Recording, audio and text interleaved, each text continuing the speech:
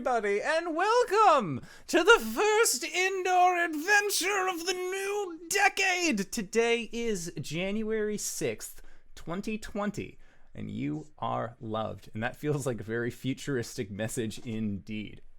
If this is your first time joining us, we do shows like this every Monday, Tuesday, and Thursday at 5:30 p.m. Pacific Standard Time here at twitch.tv/indooradventures.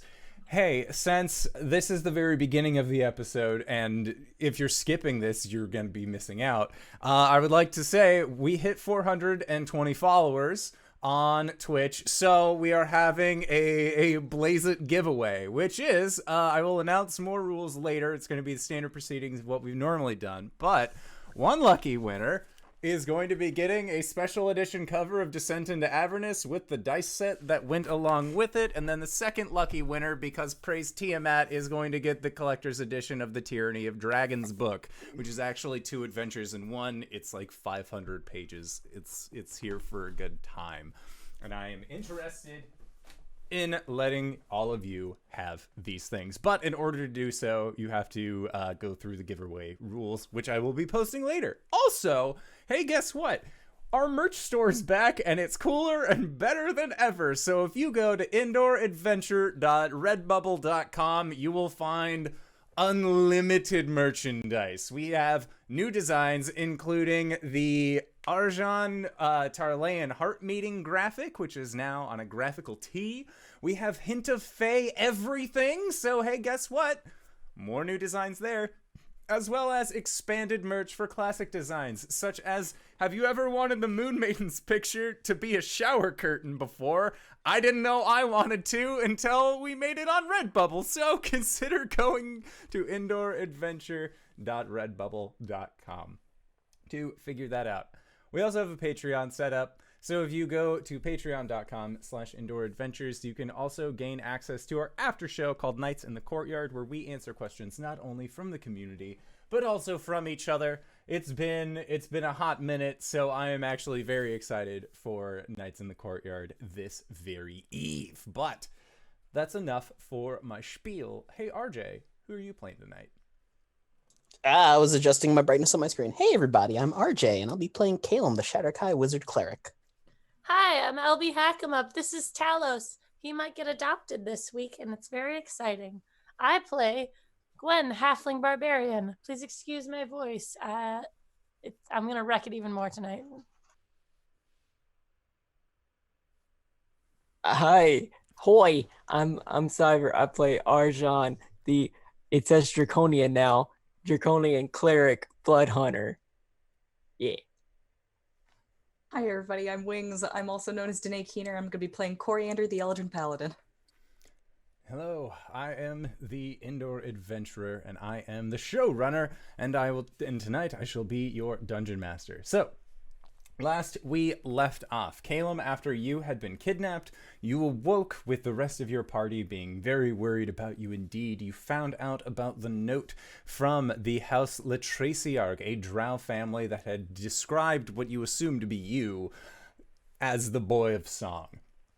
After the lot of you went through the trouble of going out and investigating what this could possibly mean, your efforts came up short, but you ended up being able to meet up with a dear old friend group of yours, the Shitheads for Hire, off constantly, consisting of the Human Farron, the High Elf Prescott, and the Hill Dwarf Mugwort. Upon your reconvergence, they let you know that they were planning on heading out to Ilyard's Rest to visit a member of, or to visit a friend of Prescott's, and in doing so, this was their last night here. You then informed off constantly about Elisharis's true nature to Farron's horror, and after a brief conversation under muted breaths, Cori and Prescott, or rather Cori to Prescott, pulled out the charred remains of a hymnal from the Temple of Saloon that Caelum was once a part of. Caelum then stood up, left, and after he and Gwen went to the magical batting cages, off constantly said their goodbyes and parted ways with the group. As you came back and Caelum, you had begun to simmer down, the four of you noticed that time began to stand still. And during this time, you were once again visited by the holiday visage of none other than Santar himself, who bestowed upon all of you a different holiday quest. It seems like the groups were once again split up, and in doing so, you were able to meet 3 members of Team Salt Bay from our Thursday Ghosts of Saltmarsh game in our annual holiday crossover event. Gwen, you ended up meeting with Ullman Dark, and Ham the Slime. Cori, you ended up meeting with a cleric and just a big old daddy of a fighter, and together you were all able to once again save the holidays. You each spent some time in the planar city of Sigil, and having been able to spend time there, you were all able to get Christmas shopping done before you managed to come back and were placed back by Santar himself. Upon arriving in the Journey's End, once again, the bar that you have found yourself staying at frequently, you watch as time begins to pick up. You see that people who are frozen begin to start moving. You hear sound that was once muted sort of come back into standing. And the 4 of you are at your stone table that you had initially left from, with Cybra sleeping peacefully between Gwen and Arjan. Is everyone okay? Did anyone else have a fucking vision? I mean, Santa happened again. Okay, like, I don't understand how other planes work, but like, it's not even consistent, honestly. Like, it hasn't even been a year. End game.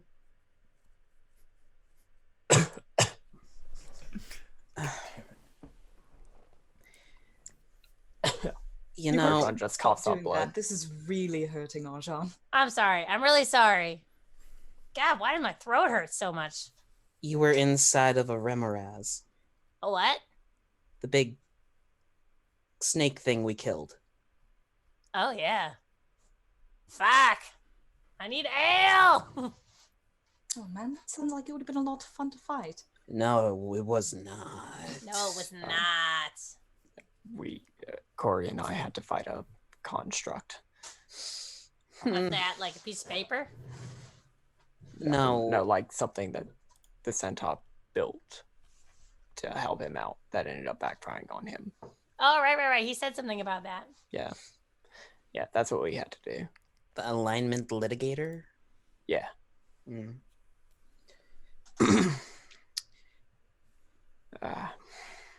So, everybody okay?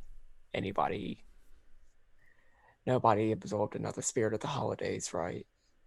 No. No, but we found out something about it. Oh, Caelum? The Raven Queen can't use it because something, and we restored it. It's fine. you restored it. Okay. Does that mean Cori has it again? No. Oh. So, what were we doing here? Our best. Caelum pushes back from the table and just puts like 3 parcels down. We were there for a while, so I picked some stuff up for you guys. I'm gonna be in the room. Wait, we got things for you too. Yeah, we all have presents. Parcels Sits have jumped on the table. Mm-hmm. Do we want to do this now or Nights in the Courtyard? We can Knights in the Courtyard it. We can Knights in the Courtyard. Scoops them into the pack. Presents are exchanged, and I assume that Caelum is cold throughout. One of the more notable presents that we will discuss now versus the others.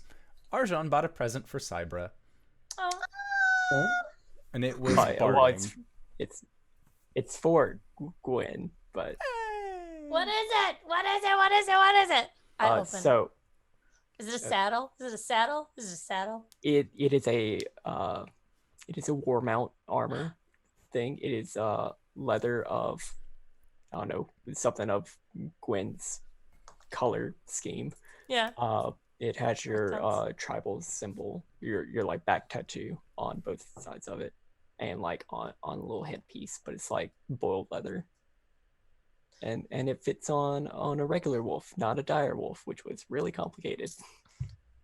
Gwen like is looking at it, just mouth agape, and then she like looks to the side, grabs a parcel from the bunch, puts it in her pocket, and she's like, ah. Just like it's amazing. This is amazing to her. Well, me too. Now that we had to share one, do we want to keep going? That's entirely up to you guys. We can just do it later. Yeah. Yeah, we can just cover it later. And so, Caelum, after you have opened up your prezzies, are you still going to be returning up to the room? Yeah, he says thanks, guys, and goes. Gwen is at his heels. Okay, so Gwen, you are following after Caelum, leaving Arjan and Cori once again down in the belly of the Journey's End Tavern. So, Gwen is muttering about how terrible she is at giving gifts. okay.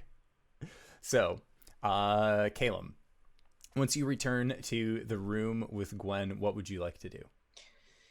Rustles in his bag, pulls out 25 silver worth of incense, starts preparing a spell circle on the floor to resummon Seb. Okay. Sounds good. And then while he's doing that, Gwen, you are just watching as Caelum is beginning the act of casting. Arjan and Cori, is there anything that the two of you would like to do during this time?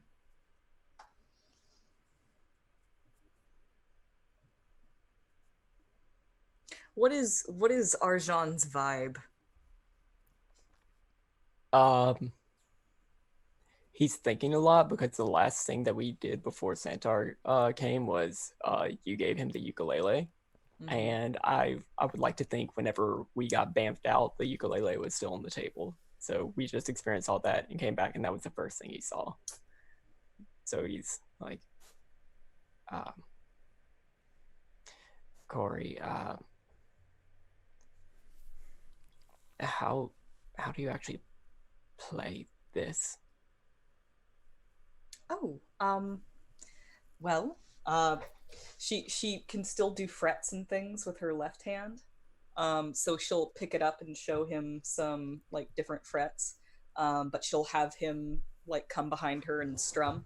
Mm-hmm. And like essentially she'll just try and show him a few things and then like hand it to him and make him do it. Yeah. So we work on scales. Okay. Dragon scales. Hey. All right. So Cori, make a charisma check. Arjan, make an intelligence check. Supposed to be good at those. Paladin. Ooh.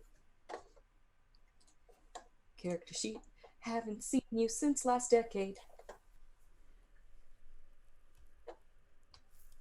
Oh, she's still in Saltmarsh. I better move her out of there.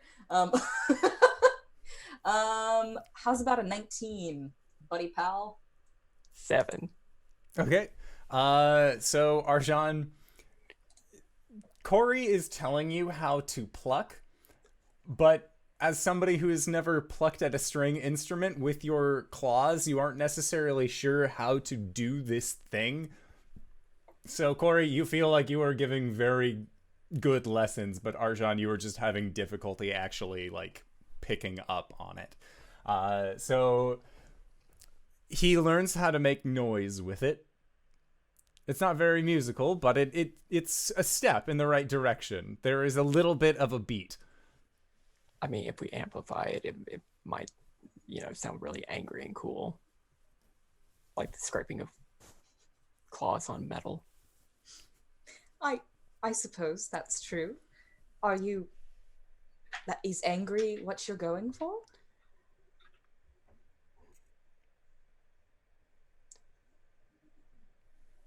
I don't know. It's not something that I particularly feel, but I think she does. All right. Then we'll figure out angry. Okay. So as you are learning how to angrily play the ukulele, we will transfer back up. We will transfer back up. Caelum, you have been casting your Find Familiar spell for the last hour or so, and you are watching as the smoke coalesces, and you see a small humanoid form is created out of this smoke.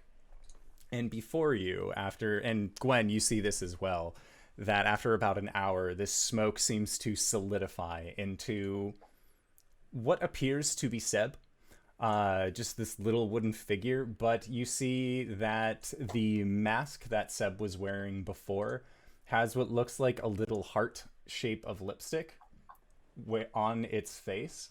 And when it arrives, you see that it reaches down and grabs the bottom parts of its raven feather cloak and just gives you a brief curtsy towards you, Caelum. Seb? And you hear, no, I am Tikan.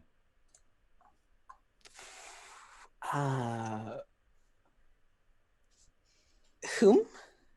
Tikan Dross. Right. I am one of the three. We watched you.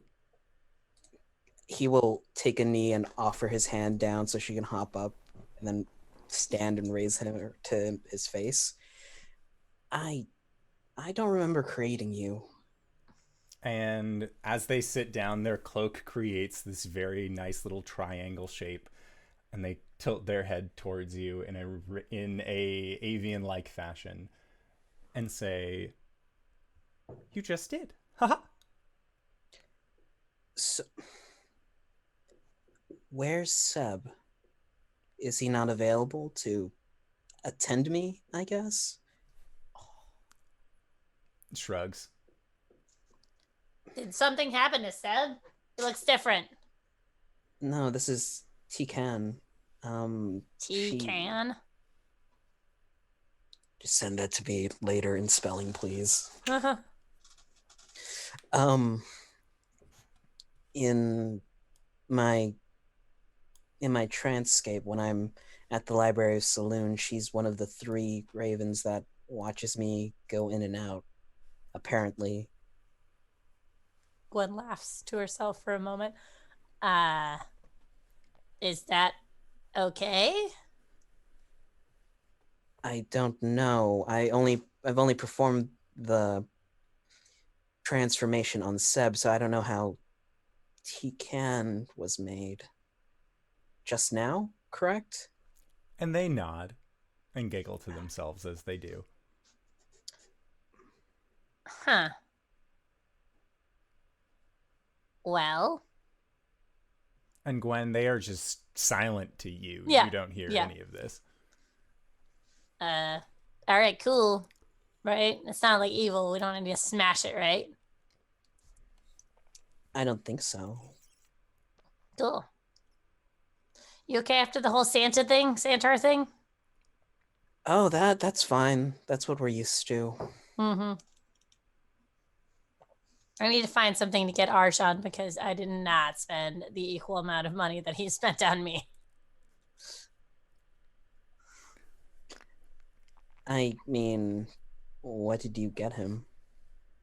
I got him a pack of playing cards and some red ink because I thought it was cool. He would probably appreciate that, honestly. But he got me a fucking saddle. It even has my tattoo inscripted on the side of it. Like, that's way more interesting and thoughtful than mine. Oh, well, I could do some shopping right now. Sweet. What does he like? What does a dragonborn even need? Is there something that they could use to clean their scales? Ooh, something to shine their scales? Scale wax? Ooh. Man, it is so weird not being able to do Gwen's voice. All right, so Caelum, you have summoned a new companion. You and Gwen are deciding that you're going to go shopping.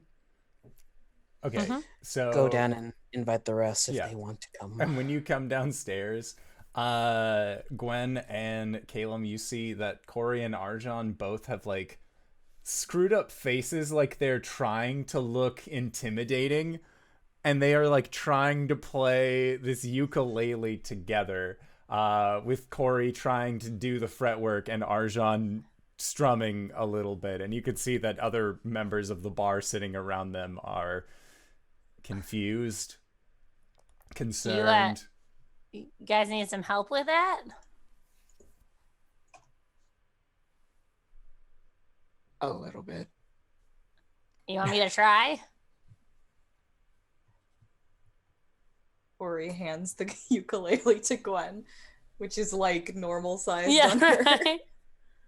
All right, Gwen, if you want to practice some ukulele, make a performance check. Sure. Do you have proficiency in musical instruments? I just have it in flute. Okay, then that Just won't, making sure. translates. What? then that won't I doubt help it you. translates that far. No, woodwind and so- string instruments are totally different. They are entirely different. I know that. I rolled a 3. Performance is Twang. +1. Yeah, I don't know, man. You don't blow into it, so I don't know what to do with it. Gwen, you have this idea where like if you pull the string down as far as you can, when it releases, Yeah. it'll make like a really deep note. But really, you just hear like the tightening, unwinding sound of a Oh. string just being Oh, shit. forced as the sprocket holding it in is just coming undone. Oh, sorry. No. Sorry. You know what? You guys learn to play that, and I will play my flute next to you while you're doing that. Twang, twang, twang, twang, twang. All right, sorry. Retuning.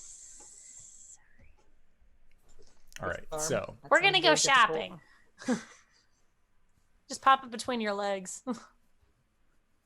Twang, twang, twang. all right, so Gwen and Caelum are going to be going out shopping. Would Arjan and Cori also want to go out shopping, or are they just going to stay back and work on this aggressive ukulele? Did you? Ori does need to pick up plate. So. Right. And I already gave you the money for that, right? Yes. Yes, you did. Okay. You forced Cori to take it. I will tag along, with everybody. All right. I think we all kind of tag along in the way that you like kind of tag along with your friends going to the mall. Yeah. Mhm. Archon is gonna get clothes, but I don't have any description for it. I just know that Archon needs clothes. Are they going to be like an average set of clothes or finer clothes? One of each. Okay, Yeah, sounds good. An outfit of each. So that will cost you 30 gold. 5 for regular and 25 for fancy, especially in your size. That's a lot of fabric. And to accommodate the wings Yes. and tail. It's a lot. So Arjan is able to pick up some clothes. Gwen, is there anything that you wanted to buy while you were out? Yeah, Gwen's gonna try to like, I don't know. She tried to like slyly suggest like a scale, like she'll say something about like scale wax in the most casual way, like, oh yeah, no, I knew someone who used the scale wax for his scales. I'd never picked up the habit myself. Is it what? Why would you say that? I'm making conversation. Oh, I mean, like, is it a bad thing? Is it looked down upon in your society? Oh, I didn't grow up in a society, but yeah, I don't know. I was just always traveling, always never seemed an appropriate time to polish up. Fair enough. I'm gonna go to this store by myself. Goodbye. Gwen's gonna try to find scale wax. Arjan, make an insight check.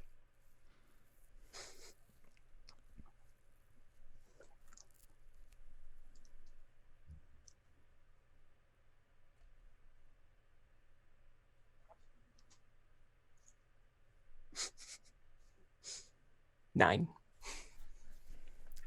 Arjan, Gwen saying that she's gonna go off by herself seems kind of weird. She's always the one who's like yelling about the buddy system. Grabbing Caelum. Go with Gwen. Okay. Falls after her. I just didn't want him to come with me, I'm gonna be honest. You know, you could have just asked me to come with you, right? Well, I just got really awkward. Sometimes that happens. Sometimes?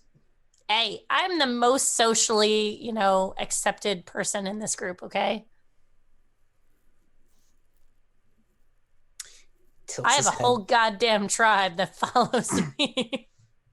Yeah, but only because they're told to. Damn right.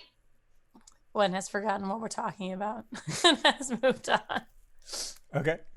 So, Gwen, you are going to find Arjan an appropriate replacement gift. Arjan, you and Cori are then left with whatever tasks the two of you would like to accomplish during this shopping trip. Cori, you said that you were looking for your plate armor. So, you guys have asked around several times about where to get armor, where to get weapons, that kind of thing. And you find yourself in front of a shop that looks like it has a very large shield as its marquee.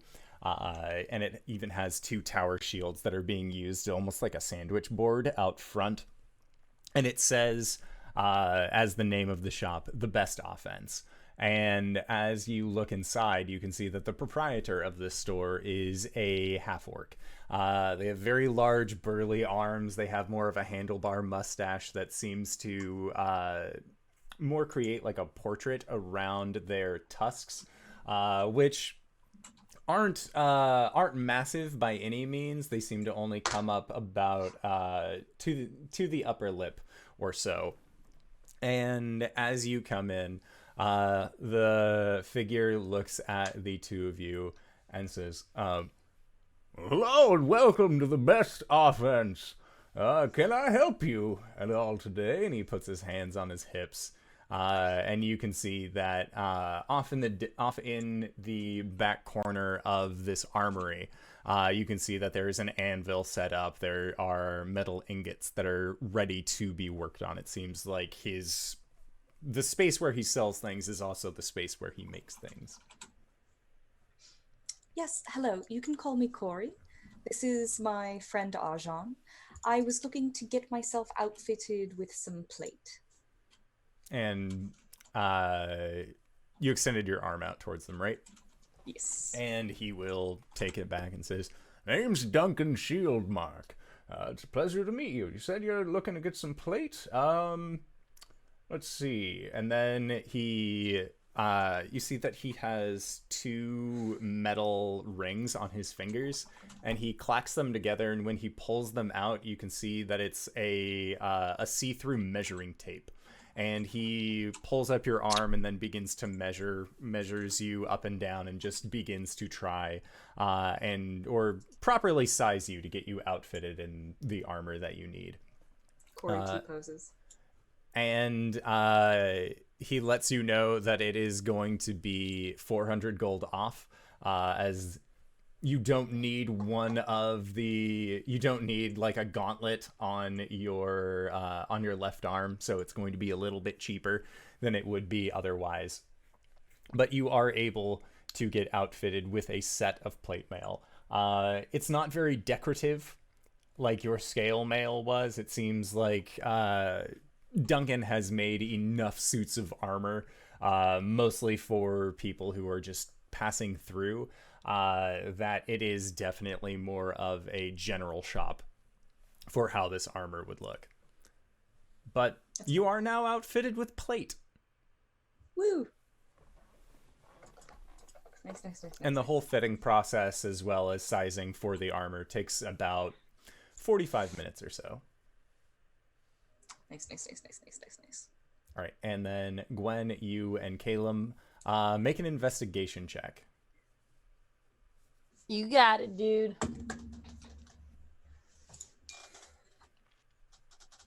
Okay, that investigation is a 2. Okay. 1. Actually, no. 3. Sorry. The two of you find yourself at things that make you say wow. How Wow. did we end up here again? It's on the main road. Yeah. All right, let's get this over with. Go inside. Okay.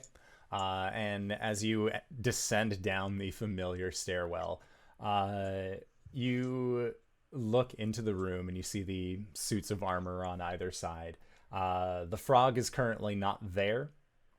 Neither is Aurello. And as you get to the base of the stairs, you see the surface of the stonework. God, what are they? Tiles. That was the word. Tiles. These stonework tiles outstretched before you. You see that at the center, there's a rippling motion that just expands out. And then it's almost like the tiles themselves are made up of some kind of liquid and they begin to bubble up from the center. And with a splashing sound, you see a singular hand reach out, grab onto one of the other tiles, and you see Aurello's face break this surface tension with a and as he's pulling himself out, you can see that his frog is like desperately grasping onto the back of his hair as he pulls himself out of this unseen liquid force, and he is crying.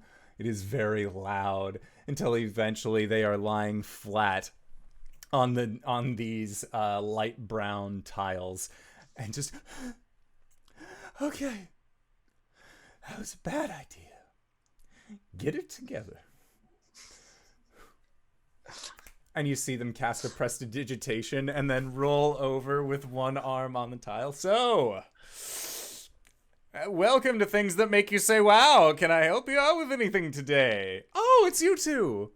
Hey, Aurello. Hey. Are you okay, like, mentally?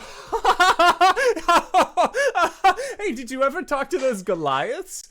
Like you said that you were going to? Oh, yeah, I try. You know, it's really difficult with them. They don't really like, you know, magic in like the things, but I'm working on it, you know. Well, it's not I have a big pull on in the society now, so. Make a deception check. That's not bad. That's a lot better. 17. Well, he got a 7. Solid. Just all right. But if they ever change their mind, you come to me, okay? Obviously. I mean, you're the best of the best. And at that, he straightens up his large red and gold robes and looks over at his frog and like gives them a gentle like, I am the best.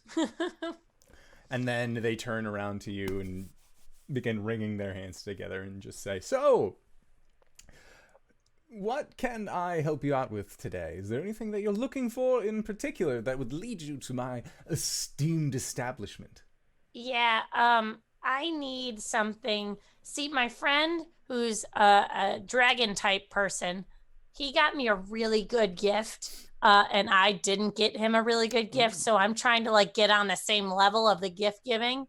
So if you have anything that he would like.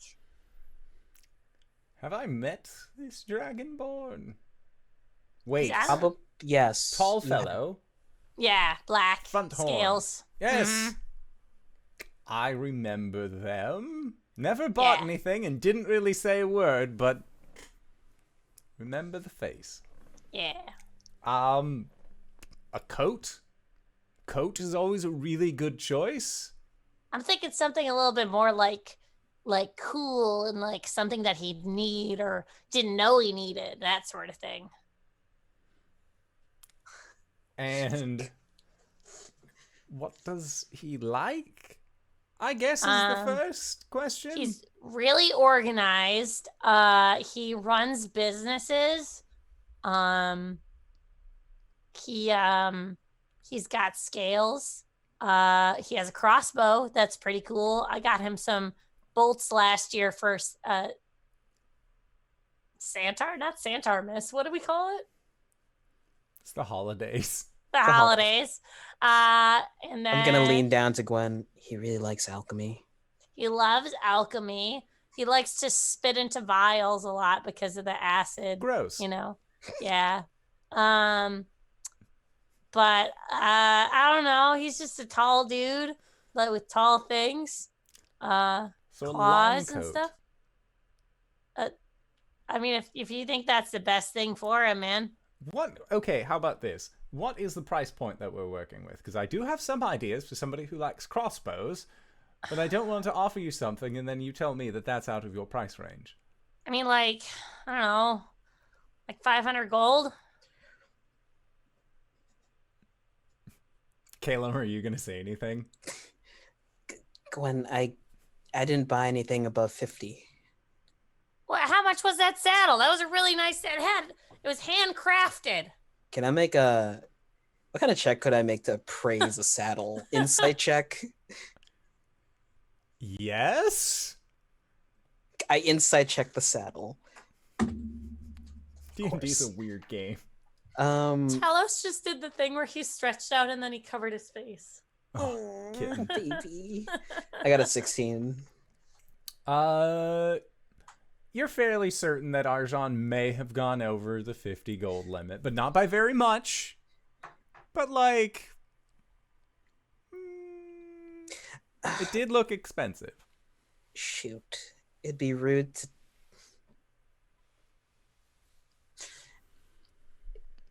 At least 100.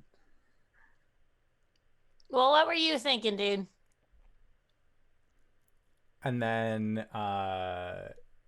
Aurelio says, well, I was thinking, are they like a dedicated crossbow person? Because if they were, I could get them like 2 little leggies that go on the end of the crossbow that you could like bring down. So if they were laying down, then they could have some like stabilizer kind of things. Okay, cool. But are they like, do they do dragon things? Yeah, they like dragon things. So is it like an upfront thing, or are they more towards the back? Oh, that's what you mean. Yeah, no, he likes to stand in the back normally, but normally he's standing and holding it, so I don't know if he could lay down and do it. He likes Tiamat a lot. Do you have anything with Tiamat? And Aurelio looks at you and gives you a very large smile. Which one? I think he was talking to the green one last time. Let's go black. That's a safe route. Or black. I don't know. I don't actually know what all the colors. Oh, wait, I can think of the plushie. And Black's fine. Aurelio walks over to the front counter where you typically do business with and leans against it and just slams his fist down on the top of this counter. And you see the board pop up, hit a perfectly straight angle, and then slide down on the front. And as it slides down to the ground itself, behind it is like a rotating conveyor belt. almost like when you're picking out tile or carpet at a Home Depot, where it is just different rows of Tiamat merch, figurines, posters, headbands. It seems like he is an approved retailer for Tiamat merch. And he just presses a button, and you watch as this merch begins to cycle through until it gets to the row of black Tiamat merch. Whoa. I know, right? That's impressive. I mean, It's wow. pronounced wow, but you were really wow. close.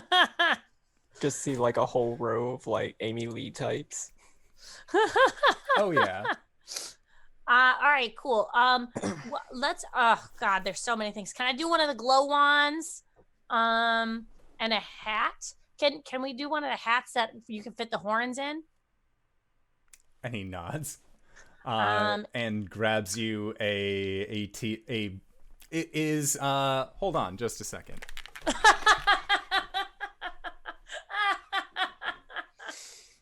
What have you done? What have you It's a done? black hat that does have the symbol of Tiamat upon it. Oh, yeah. And looks like this. I thought you had a glow stick, like a K-pop glow stick. Yeah. There are also yeah, headbands that you can buy that also just have the Tiamat symbol. Okay. Well, okay. If I get, and then what? Oh, can I get the file folder? What's that thing that you get? Like the folio? Yeah. Oh yeah. Yeah, that one. And then, geez, give me the pen set too. The ink set. And there is a red ink, blue ink, black ink, red ink, and then a white ink. And it seems on like black that's paper. just for like, what if you're writing on dark paper? Yeah. Who knows? Yeah. Yeah, I'll get all that. Caelum turns to Gwen. He has like a little, almost plastic figurine with a black dragon head, and he flicks the head back, and a little pill pops out. Oh, wait, that too. And Orilla looks at you and says, "Good berry dispenser. Nice." This is the best day ever. All right, ring me up. All right. So I'm gonna get So a hat, hat, a glow stick, glow stick, a set of crown inks, a good berry dispenser. a good berry dispenser.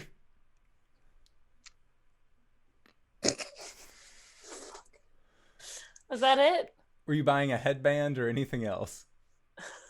Sure. Okay. Headband. So for all of those, your overall price is 120. All right, I hand him 120. And Orilla nods and just says, "Fellow fan, I understand." And then Like- he punches the counter again, and then that wood panel just comes up and covers the rest of the merch. So like, she's like they're like singers. Singer, songwriter, dancer, ensemblist. She's the whole package. When do they do shows? What? All the time. Days don't really function in the Hells as often, but one of the Orillos has told me that they've been, and it was incredible. All right, maybe I'll have to do that. Is it all in like the under the hells? Nods. First layer, Avernus. Wow.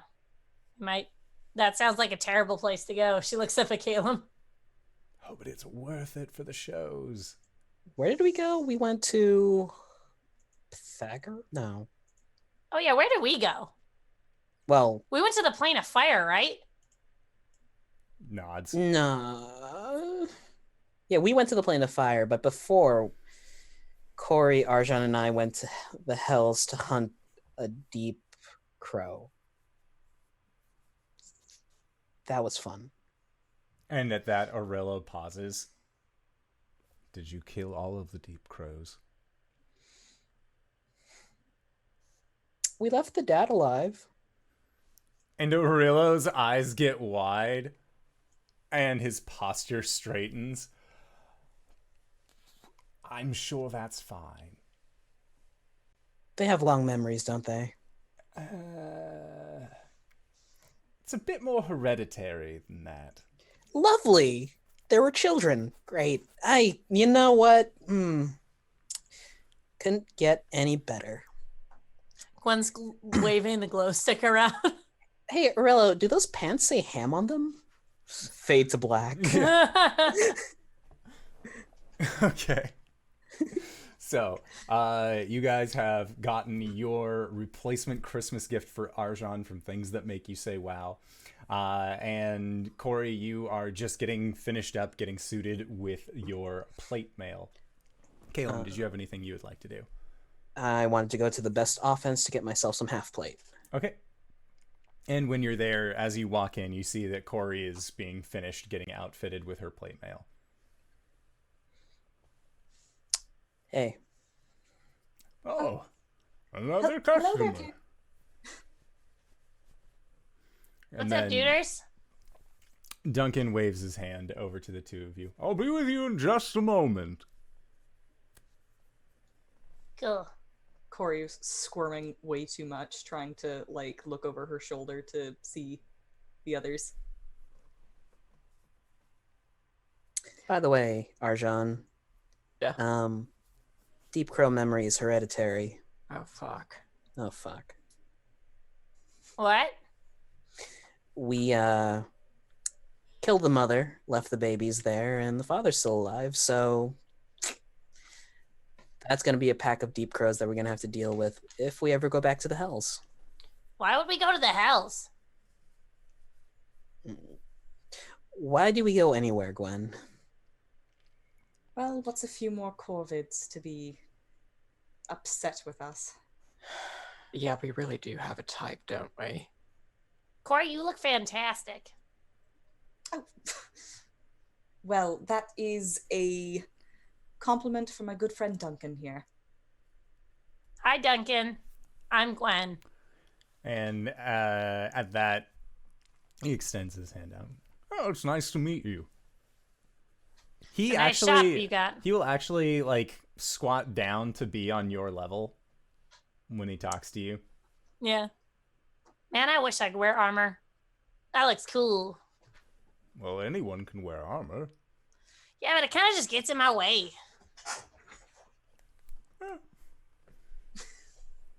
I'm kind of like fast and really strong. It does take years of training to learn to move with armor on. And Click. Duncan just nods and collects the payment from the two of you for the plate mail of 4,700. Thank you. Well, because 4,700. Yes. Because normally it would be 5,000. Yes. It was 1,500. Oh, I thought it was 1,500, yeah. Oh shit! Yeah, I've no, always I just thought it was 5. Look at she's My like, bad. Yeah. Yes, so 1,200 is the price that you get marked down. I've been doing that a lot and getting my 15s and 50s mixed up. It's great, 1,200. but you're Good good. thing we're in the 20s now. 1201 is better. Okay, It's his... leave a Yeah. tip. 1201. And Do he that. nods graciously and takes your coin. And then, Caelum, you are going to be getting your set of gear as well. Yep, half plate for 750. Yes. Yeah. You are able to do so here at the best offense. Can Cori get an insight check on Caelum? Sure. Make an Just insight to- check. Is he mad at me? 13. A 13.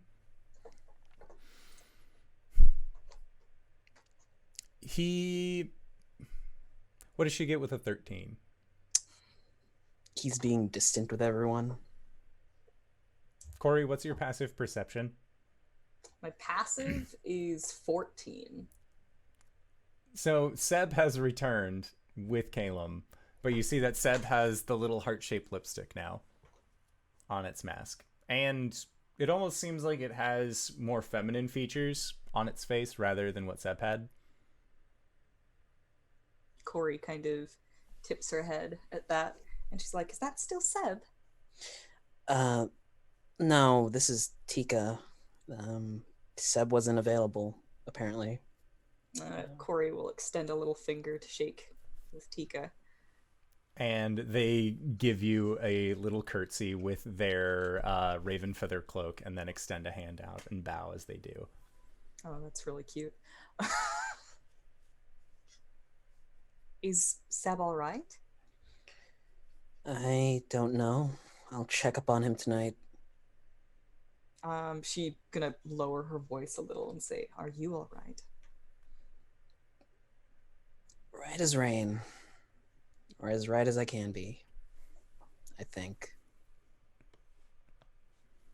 If you don't want to talk about it, that's okay. Deciding on that. We'll talk later. That's fair. For what it's worth, I'm sorry. I'm sorry.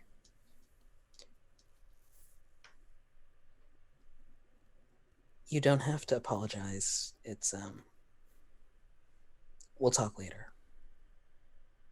She gives him a pained smile, then just kind of gets back to what she was doing. Okay. And then, Caelum, it takes about 25 minutes or so for you to get outfitted with your armor as well. Cool. I will pay him gladly. What kind of armor are you getting? Half plate. Half plate. Did I give you money for armor? That's fine. I can pay for it. As soon as you try to pay it, Arjan cuts in front of you, and how much is his armor? You said it was $750? Yes. Yes. I gotta do math. But Arjan's paying for it, damn it. Oh. You don't... That's what the potty funds are for. He will... Don't even try, Caelum. Trust me. Well, at least he turns to Duncan, correct? And place his old scale mail onto the table. How much would you be willing to buy this for if you do repurposed armor? And Duncan looks down at it. And he will offer you... Scale mail... Is 50 gold. He'll offer you 10 gold for it. It's been worn. You've had it punctured several times. Hasn't been cleaned That's in a fair. while. That's fair. He will extend a hand to Duncan and shake it. Duncan will shake your hand back. And then he will pat the armor. Thanks, Arshan.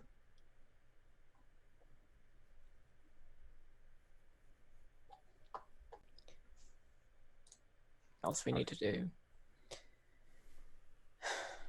Rest. I kind of feel super bad after that Remora's fight. Gwen got 8. As in eaten. Yeah, I was going to clarify, but I didn't get to my mute button fast enough. I'm sorry. I did. I'm sorry. All right, yeah. I think it was getting... Was it getting nightfall before we were... You're in a city underneath a mountain, but you're fairly certain at this point in the day you have maybe about... I want to say 2 hours before the color change to signify the end of the workday. Look, this whole place is throwing off my circadian rhythm. Resting seems great. You Yeah, guys see- want to go to the bathhouse? Sure. Sure. No, we did rain check that. Mm-hmm. So absolutely. we go to the bathhouse. Okay. And when you arrive at the bathhouse, it is more fleshed out than the last time that you went there. I got stuff for it. No. So where do I have my notes for it? Because that would be a lot more helpful. Why am I like this? So you end up reaching the bathhouse. What kind of treatment are you looking for? And you are met by a tiefling woman who has blue skin, white hair, and she's the clerk here. And she reveals that her name is Haven Evercrest. Hello, Haven. We would like 1 bath, please, with some oils. She nods and says, or asks, oils to be applied or oils with the water? Gwen looks up at everyone.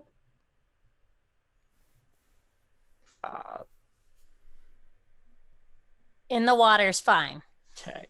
And she nods and lets you know that the bath will be 10 gold pieces. Great. Sweet. Thank you, Haven.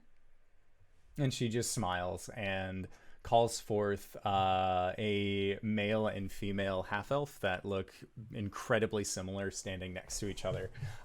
They both have brown hair, hazel eyes, kind of cut shorter towards around their shoulders. And if they weren't wearing such revealing clothing, you probably would have a more difficult time choosing between who was who in this situation. But they bow, and one of them leads you to a changing room, and the other makes sure that the bath is ready. And by the time that you are all ready to actually enter into this bath, it has been filled with oils, and you can see that there are mint leaves actually scattered around the top of the bath, as the heat will draw out a kind of tincture from the leaves themselves to help make your skin smooth and smell minty. Yeah. Gwen just like drops trowel and then puts her hair braid up, and then she kind of like does this thing where she tucks it and then it just stays where it is. And then she slowly steps in the water only up to like her chest and then stays there. You're like 2 steps in. Yep. She can't swim. Yes, you can. We taught you. Not. You had a float. We had 1 lesson. And if I remember right, we both rolled very poorly. Yes, we did. We threw Yes, we did. Gwen in the water, and she did not die. Yeah. All right, Gwen, That's are as you far ready as for we've lesson gotten. 2? Can we just relax for a little while, please? Okay, fine. And then Cori just like walks directly into the water and then just keeps on going until her head goes under, and she's just gonna sit on the bottom for as long as she can before she needs to breathe. Okay. And Caelum, when you take off your shirt, on your back where the feathers have been growing in, they have definitely they've filled in compared to the last time that you checked. It seems like your stint in the magical batting cages, as well as combat with the Remoraz and other things since you've last checked, have actually caused it to cover more than you had last suspected. Oh, that's different. It looks like you're becoming a man, Caelum. I've read about puberty and adolescence in other creatures, but this is not how it goes for most elves. He will wade Yeah. into the water. Shadar-kai seem like a pretty different sect. Did your dad have feathers? Gwen, I didn't ask my dad to take his shirt off so I can see the feathers on his back.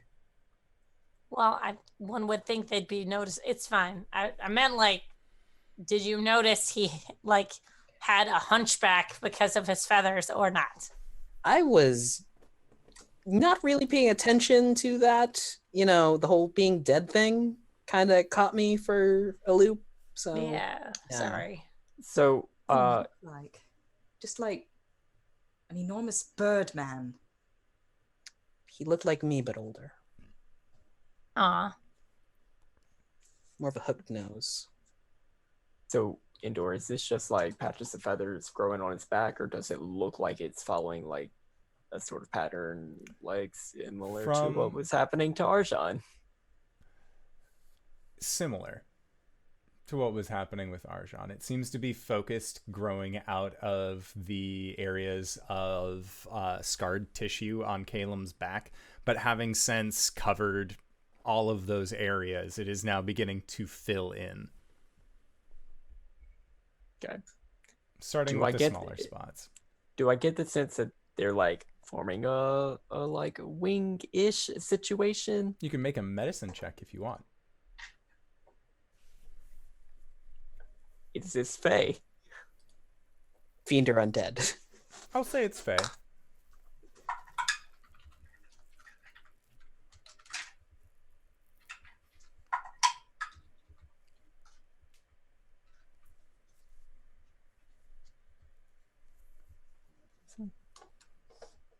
Oh, medicine is wisdom.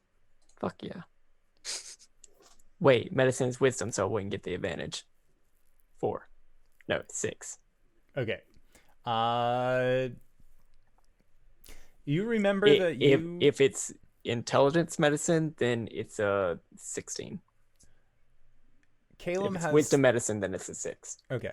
So it would be a 6 on this. Okay. And from what you are aware, it doesn't look like he's growing any sort of wingies. And you also remember that yours started out as small little nubbins versus just having appeared through a sheet. It just looks like he's getting covered at this point. Mm-hmm. All right. So, cool. Is there anything else that you guys would like to do at this bathhouse while you're all relaxing?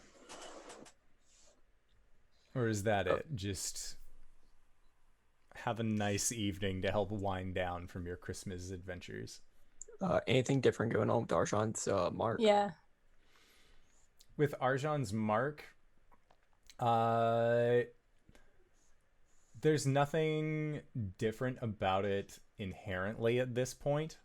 It just looks cleaner than it was before, almost like when you ink over a sketch layer, where a lot of the imperfections that it had on it previously from having been made by hand are erased, and it has more much more flowing design to it.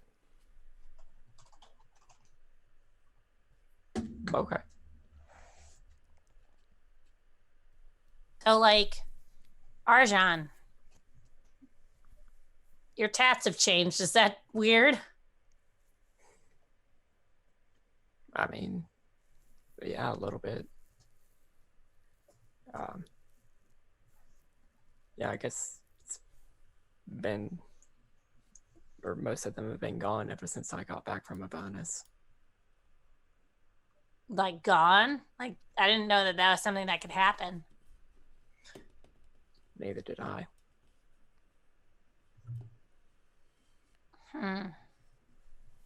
What do they say? Well, they did say, beneath my claws, I shall know order. Under my mantle, I will know fear. The one on your chest was death becomes the gate? A life as a vessel, a life as a king, death becomes the gate.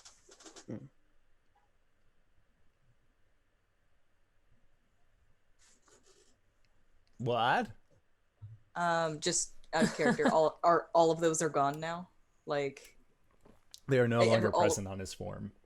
All of the wording is gone, but the Tiamat symbol is still there. That is correct. Okay. How do you feel about that?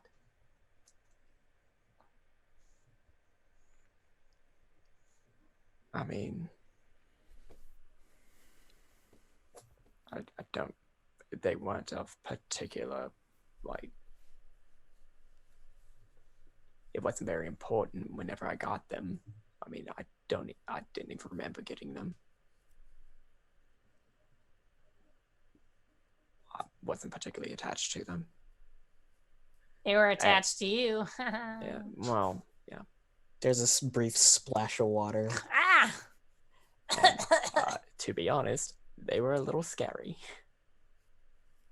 And Yeah. sinister. They were a lot scary and sinister.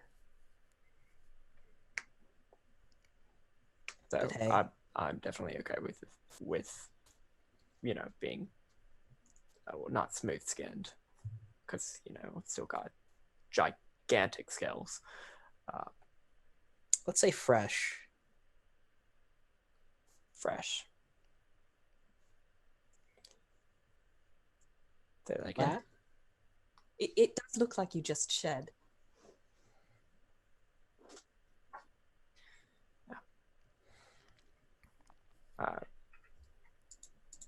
I'm sure Tiamat had a reason to freshen me up. That's a weird way of putting it, dude. Yeah, well, all of this is weird. Agreed. I mean, Ah. if it means anything, you seem more put together. Great. I'm serious. Throughout all of this, you have really been the most steady one among us.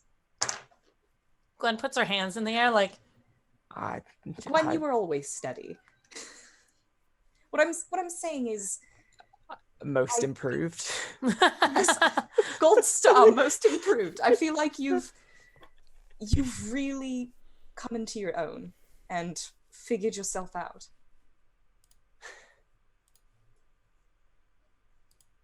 I'm glad it's coming across that way. are you okay with Tiamat? I mean, like, really?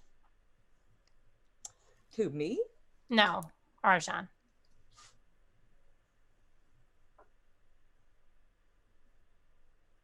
He's gonna pause and think for a long time.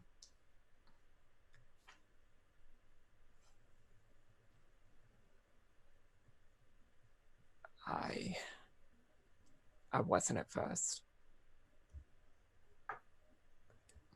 Like the first times that I was that I met her aspects, I felt lied to and taken advantage of. And like I was thrown headfirst into something that I was going to drown in.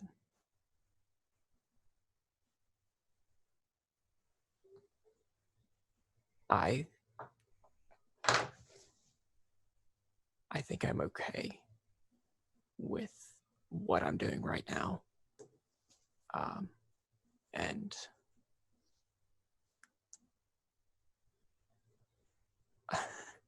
I think I would have been a lot more okay if I had met with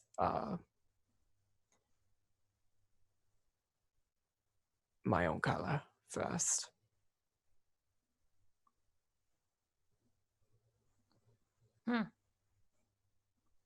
Well, as long as you're comfortable with it, I trust you.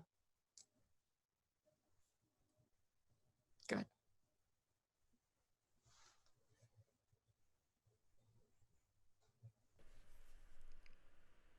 Tican is currently just floating in the water. It's All right. like one of the little float baskets, and she's inside of it. Yeah, well, she's made of wood. Wood's buoyant, so it's more just like Completely like just having a zen snow moment. angeled. All right, Cori, I'm ready.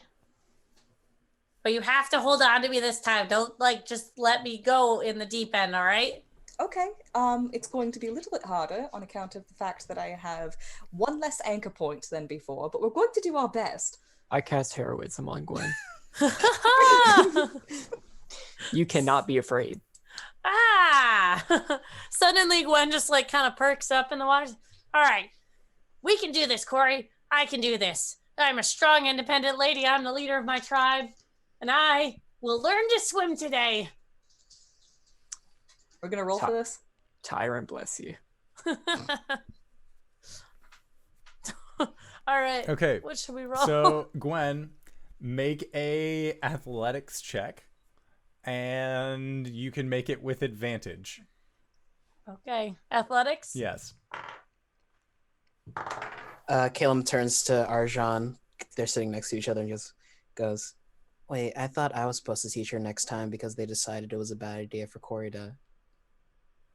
Let's do this, Gwen. I think it's a little too late now. 23. Oh, butts. Gwen, you have learned a lot about yourself over this last however long you've been with your party members. It's been months of going to the lowest lows, the highest of peaks inside of the hells. You hung out at a cloud giant orgy and lived to tell the tale. You've seen a lot of things, you've done a lot of things.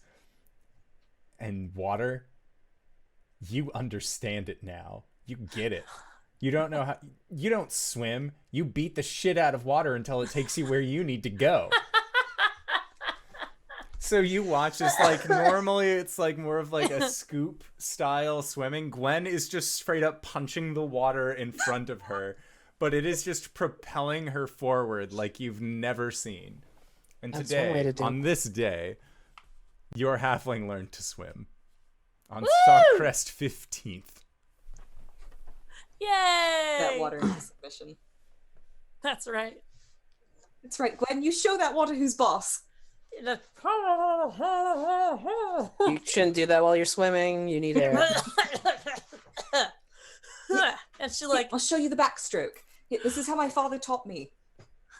Quill, Seahawk, Caelum. Quill, Seahawk, Caelum.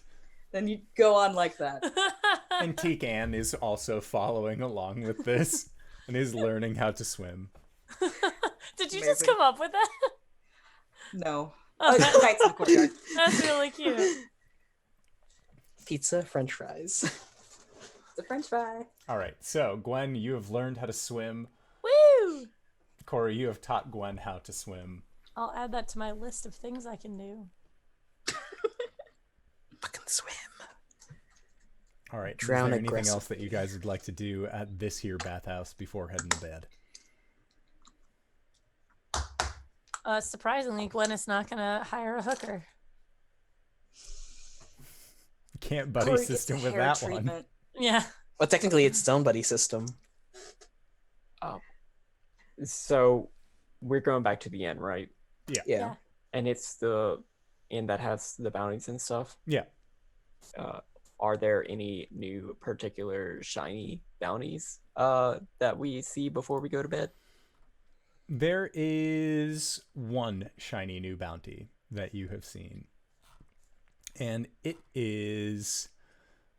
says experienced adventurers only. Stronghold exploration. 4,000 gold piece reward with finder's fee. Inquire with clerk if interested. When it says the clerk, is that It is meaning the clerk at the Ceaseless Quarry, the Hunters Guild. which is not the bar? No, No, they are it's different. Okay. Yeah. It's kitty cornered to it, like less than 2-3 blocks away.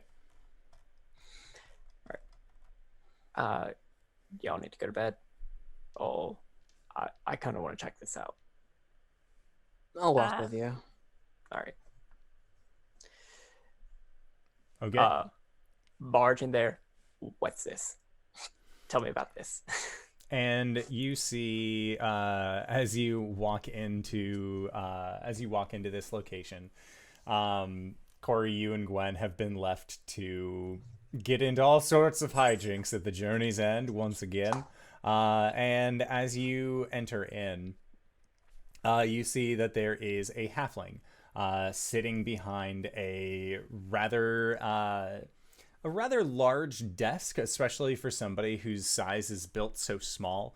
And when you burst in and ask about this job, you can see that a couple heads of other members of the guild kind of turn and look at you, and you see that amongst these faces, would be a group that Gwen would recognize, that she had asked questions of a particular drow not several days before. But Arjan, you were not there for that conversation, so you and Caelum just head straight in. And as you ask, they look up at you and just says, "Which job were you thinking of looking at?" I believe it was the stronghold exploration. All right. Whoa. And they look at you, kind of scan you up and down. "I've not seen you before in the guild." Oh, do we have to be like guild members to do that? I thought Did it was you have just a like, recommendation? who would we need a recommendation from? Or did you not have you been with anybody from the guild before? Ruddick. Verminbane? Yes. We took down the the giant fish problem, demon Yeah. fish. I think we turned in that contract. Oh, that was you all. All Yes. right. Now, if I am to be correct, Ruddick explained that you two are from that song that's been going around, right? The The very Day the same. Dragon, whatever. Yes. Mm-hmm. All right, then. If that's the case, then I will consider you booked for the job. Is there any name that you want to put down so the chief can know at least who's taken on the role? The Four Keeps Adventuring Company. All right, Four Keeps it is. What are your names? If you don't mind me asking. Insight check. Insight check. Make an insight check. First off, is this human? No, they're halfling. I'm still insight checking. Oof. 11. 16. I'm not suspicious of him. And they look at you and just, so I can put it down for payments. Oh, Ajan. Caelum and our two other adventuring party members, Gwen, Stompfoot, and Cori. And nods. And you see they pull out four small cards that look like they have a kind of embossed stylistic choice to them that sort of rings around the edges, and they quickly write each of your names and then hands you back a Hunter's Guild registration card. So what are the details for this particular job? Well, and they explain that about a week ago, due to the continuous tectonic activity beneath the mountains, that a passage opened up between the dwarven city of Sertshelier and the drow city of Tev Elyon. And this new chamber that is opened is actually the remnants of a fire giant stronghold from the era of pre-sundering days. What you are being tasked to do is go in and investigate the stronghold, clear it out of any enemies that you might find within the actual stronghold itself, and secure it. Make sure that there aren't going to be any kind of resurgence of whatever might lie down there that could possibly threaten the city proper. Whenever we secure the location, do we know who that's going to? Like for whom is this job to be done? And the halfling says, that the job is going to be done for the Ebenholt family. Who's that? When asking, the halfling sort of chuckles and says, well, the Ebenholt family, they're the rulers of this place. The leaders of Surtelier, both religious and political. Oh, no. Okay. Good to know. Well, we're hoping that we can secure at least a little bit of the extra resources that the giants left behind and put it to good work here in Surtelier. Caelum, do you have any questions? Anything we should be looking out for in there? And they shrug and say, that's why it's experienced adventurers only. Fair game. Okay. How long is it going to take for us to get from Surtelier to this location? And they say that it'll take about 5 days of travel. Through the Underdark. Along one of the main roads, but yes, through the Underdark.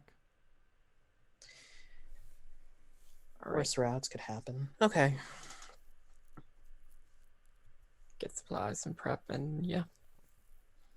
Okay. Pleasure doing business with you, sir. We'll be back in about, 10 days? It's 5 days there, 5 days back. 10, 11. If we're not back in 15.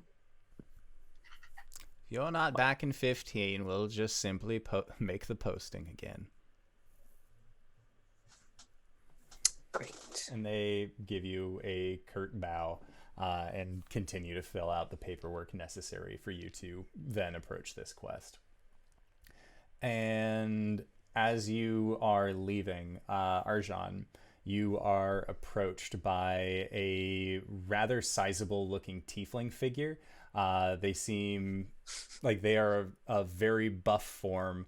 They are wearing a t-shirt that says, "I'm not even raging," at this point. And as they come up to you, they say, I have a message from Grandpa. From who's your grandpa? Scorn Stonemantle. Is Scorn your grandpa or is Scorn you? I'm Scorn. You've met my Arjan. grandpa, though. He's really nice. Like, absolute best. You commissioned the stone mantles for the... He wanted to let you know it's about 3/4 of the way done. Good to know. Yep, so, think about it. I don't really know. He doesn't tell me much, but man, is he the best. With 3/4 of this thing being done, how much longer do I think is it gonna take? You would guess that by the time that you come back from your exploration mission, that it will be done. So about 15 days or so, tops.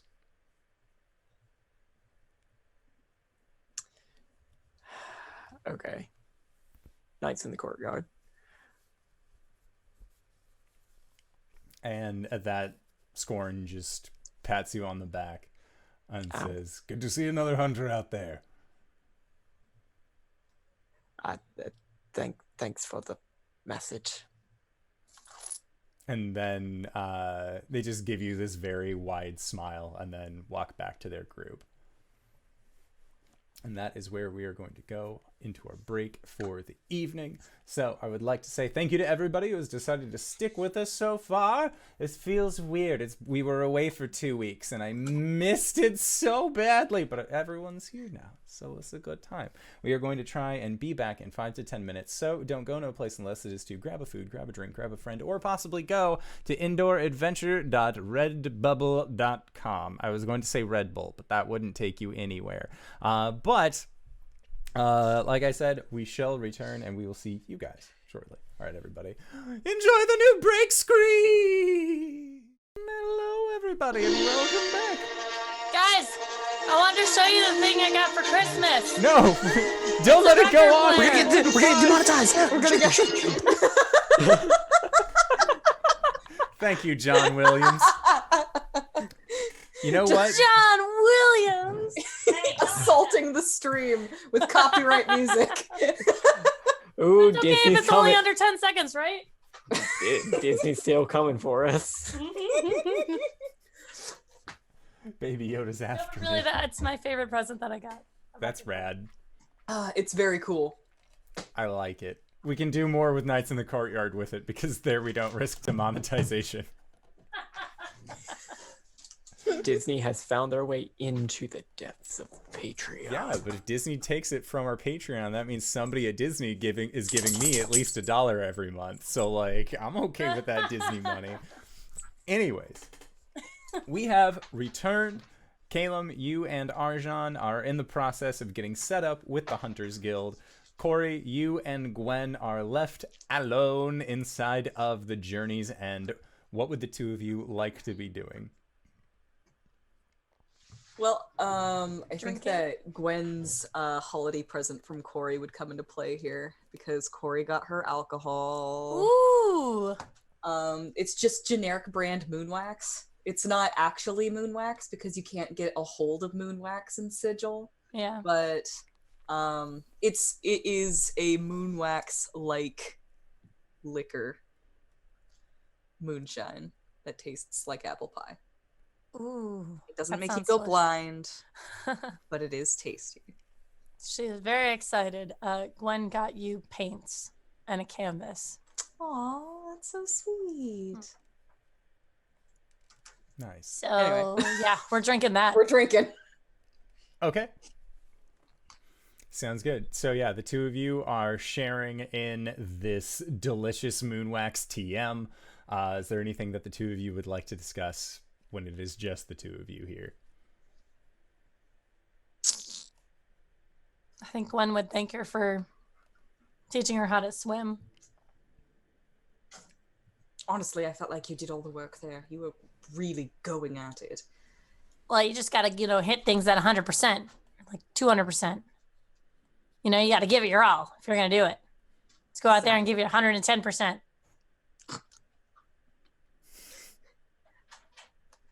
Okay.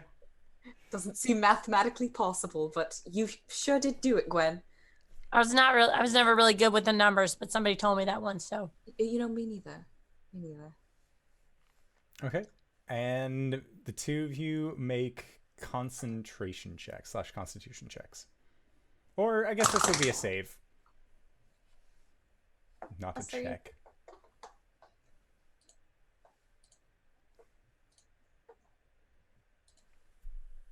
So what Dirty did you 20. get? Dirty 20? Yes, indeed. God, math is just not my strong suit today. 17. Okay. So yeah, first little bit goes down. The first several rounds of drinks that you have. As about a half hour passes, are you just like draining the bottle tonight, or are you going to like call it good at a certain point? No, I think this is just sipping. We got to make it last. Nope. Okay. Ruined it Plus- safe. Caelum isn't back. Therefore, he's not safe. Therefore, I need to be on my toes.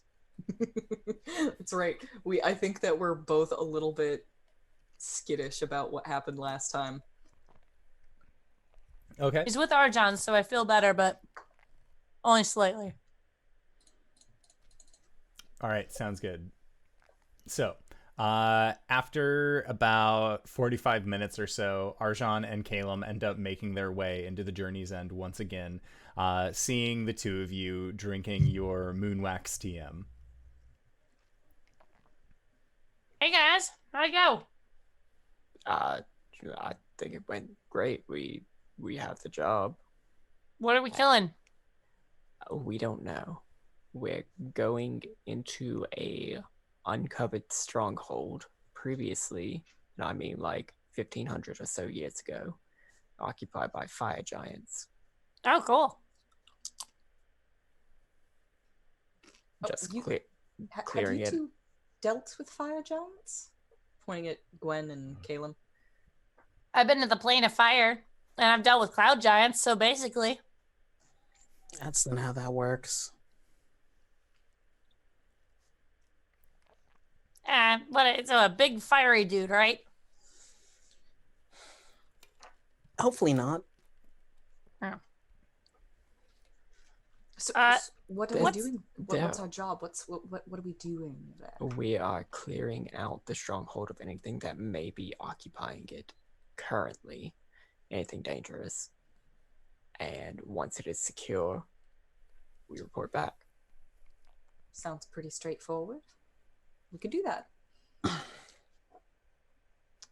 And if we do this well, we might be able to curry some favor with the people in charge of this city.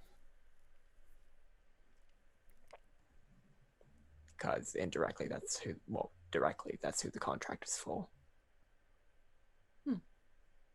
So, like, what else do we have to do, though? Like, what's our to-do list? Cori will get out her corvid skull and check and see if it's still kind of spinning. It has actually found a direction. Whoa. Oh, that's new. And as you look at it, it is going to the northeastern direction. She points it out to the rest of the party. It was not pointing in a particular direction before. Plop out the map. Okay. Deeper into the mountain, yeah? So it looks like it is directed towards the Forge of the Inspired, which is the temple to Gond / Moradin. All right. Can we pull out the moon compass as well? Yeah. Sure. Make a survival check.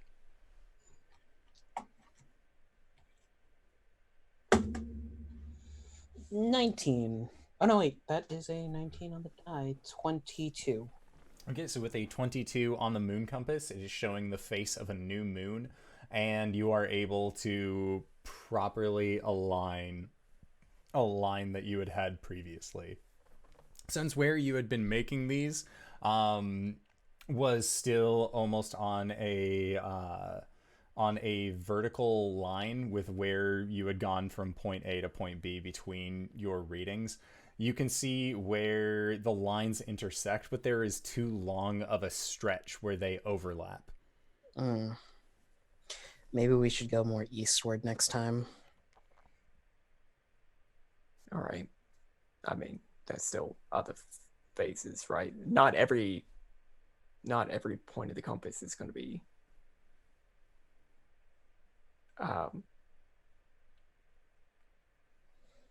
like it seemed like the moon was like, or the manor was like going horizontally, right? So we should be able to get some relevant detail off this, Yeah, just not for the new moon. correct. Fair.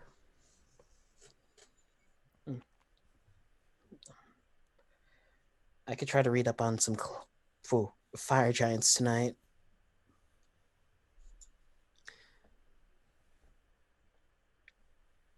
So tomorrow? I mean, we're a bit banged up still, so Yeah, we need to rest. We need to get some supplies, and it's gonna be a bit of ways. We probably won't make it to the stronghold until the end of the week.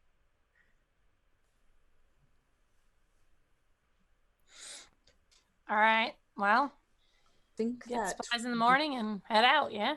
Do you think that maybe we could have a look at the forge before, go delving into the Underdark? Sure.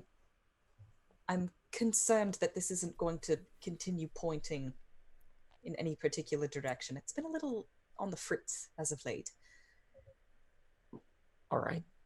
Yeah, that's tomorrow. We can head to the forge, or tonight if you're worried about it losing focus quickly. I mean, if getting the spring form was anything to go by, we should be ready for a fight. Then yeah, we'll go there in the morning, or whenever we wake up. Okay. How do people live underground? Alrighty. So, you're all making your plans for tomorrow to go and visit the Forge of the Inspired before heading deeper into the tunnels towards the Fire Giant stronghold. All right. So, Arjan, you have a room that you have been sleeping in by yourself. Gwen and Caelum, the two of you share a room. Cori, are you just propping up in a seat to watch Arjan while he sleeps, or are you staying down in the tavern below? Do their rooms have like windows or anything? They do have windows that look out on the rest of the town, but it's not like you're going to be watching a sunrise or a sunset. If anything, there will be a moment where the colors change to indicate that dawn has occurred. Right. But are like the windows large enough for like a person to fit through? Yeah. All right. She'll stay in a room with Arjan just for the buddy system situation, but she will have her Corvid skull out the entire time, just kind of making sure it doesn't move. And as you look out the window, the Forge of the Inspired is visible from this window, mostly because there is a face of a ancient dwarven ruler that has been created as as almost like a Mount Rushmore style carving in the side of this cavern, and you see as lava is just pouring out of its mouth and down where its eyes are, that collects in a pool near where the Forge of the Inspired is. It actually lights up quite a bit of the surrounding area. And you see that this Corvid skull is directly pointing towards where this giant dwarven face is. All right. She watches it and just kind of lets her face bake. Okay. And Arjan, you are sleeping. Gwen, you are sleeping. Caelum, you are going to the library. Mm-hmm. Okay. And when you arrive on your plateau in front of this large door, looking up, it seems like there are significantly less ravens than were here previously.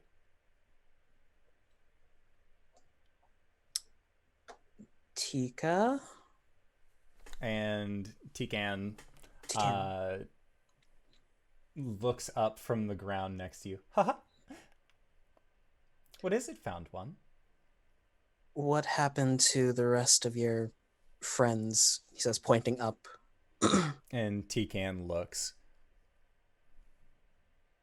They are doing what they have always done. No, but there were a lot more previously. And Tikan looks. We're there. Haha.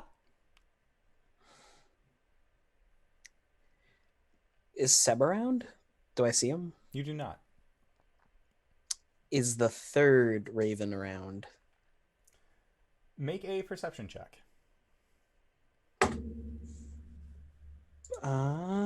Should know this number by now. 21. Okay, so with a 21, you do spot that there is another raven that has perched itself atop of the door frame that leads itself into the library of Saloon. You Might as well go recognize for this that. raven, and this raven seems to recognize you. Might as well go for the hat trick, and he will extend a hand to the raven. And the raven flies down onto your arm, and Tikan looks up at the raven that has found itself on your arm and just waves at them. And the raven looks down and lets loose a friendly caw. Caelum sets the raven down and then expends he starts casting the Find Familiar to shape it into another one of these mini Shatterkai. And as you do, Tikan looks and watches as it's happening, and just like every so often will clap her tiny wooden hands until eventually another replicant, this smaller little Shadarkai appears, and you can see that they have a little bit more square of a jaw. Their eyes are a bit thinner, and you hear them go, Tikan! And Tikan says, Kelyak!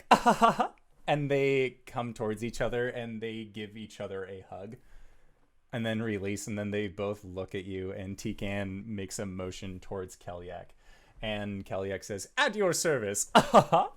And then bows towards you. Kelyak, was it? Yes, found one. Have you seen Sebalan? Sebalan? Seb? Am I pronouncing that right? Seb Alan. Sebalan. And he says, not for quite some time. Interesting. Okay. Attend me, I guess, as he starts walking to the and as you library. do, Tikan and Kelyak take the edge of your cape with one hand on one side a piece and just lift it ever so slightly, so that way it is no longer resting across upon the ground as you walk. You don't have to. He'll reach down, pick them up, and place them on his shoulders. And in a scene that is very reminiscent of Merry and Pippin on Treebeard's shoulders, they just kind of hold on to you as you walk towards the library. I'm on no one's side because no one is on mine. Opens the door, tries to find. Okay. Make an investigation check.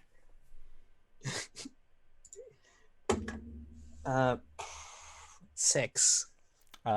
So with a 6, you are distracted about watching over 2 tiny children in a library to really focus on trying to find any books relating to giants. And it seems like these two just want to look at books with very large pictures in them. Okay, just here's, and then, okay, stay here. And It'll open the book to like the middle or like the beginning so they can rifle through it and head to the Book of Saloon. Okay. And as you do, the Book of Saloon looks like it is recovered slightly.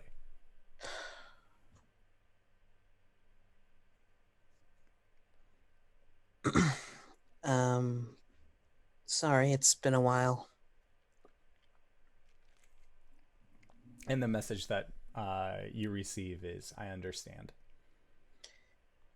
How are you feeling? Better. So I don't know if you know this, but probably do.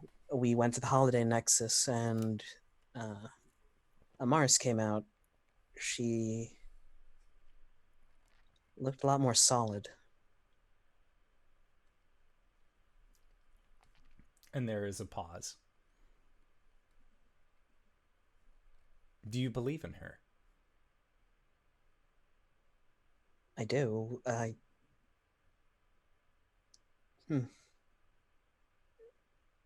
Is she gaining strength then through that belief? And the response that you get is, a deity is only as strong as the ones who believe in them.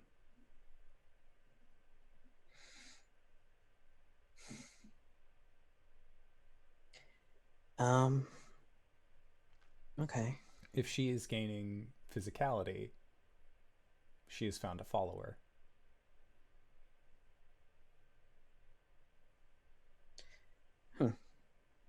I am not jealous. It is okay. He chuckles. Right.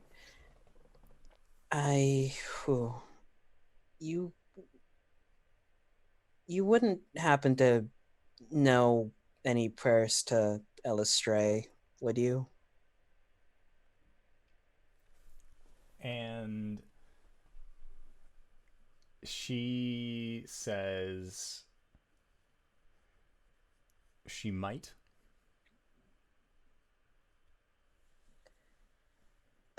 It's been, her memory has been spotty.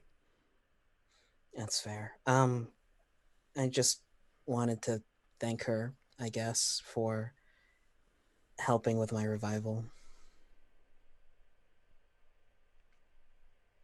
And there is a pause.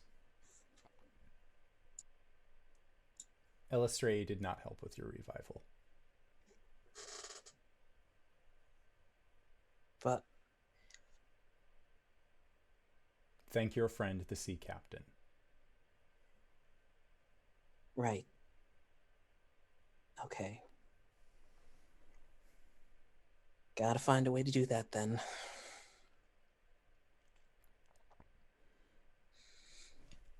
And there is what looks like a Sunday cartoon strip of you having previously contacted Oliviette, and it's drawn in the Charles Schultz kind of way, so a little bit like Charlie Brown style, of you like casting sending and telling Oliviette thank you for her having given up the Moon Maiden abilities. And then you already have. I want to do more, though. I think I have an idea how. This might get rough. And there is a series of 3 question marks.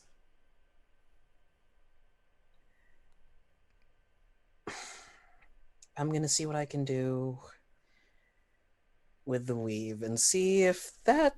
we'll see. We'll see. And then a follow-up message. If you are experimenting with the weave, I have one request. Yeah? Not in the library. Outside's fine? This is a quiet place. Yes. Okay. Outside's fine. Oh, I'm going to get back to it. And as you say that, you hear the sound of wood against wood as you look back and see that your 2 tiny Shadarkais are having what looks like a slap fight amongst each other. They are squabbling over as to what page of the book they should turn back to. Guys, thank you again. Saloon, I'll be back. And the last message that you receive says, I know you will. He will jog over to the 2 squabbling children and pick them up by like the collars and hold them Tikan apart. has Kelyak by their shoulders and is just like hitting them against the ground as you hear this like wood on stone echo from their small frames, just sort of suffering this very minor blunt damage. Just stop. Kelyak will not admit that page 17 was better than page 19. And Kelyak squirms. 19 was clearly the better page. All right, listen, you two. If we can't cooperate, then I won't be bringing you into the library. And at that, they both stop moving. And they seem to take on a sad posture for being held. It's like when you grab the nape of a cat when they're still a kitten and they just go super limp looking at you.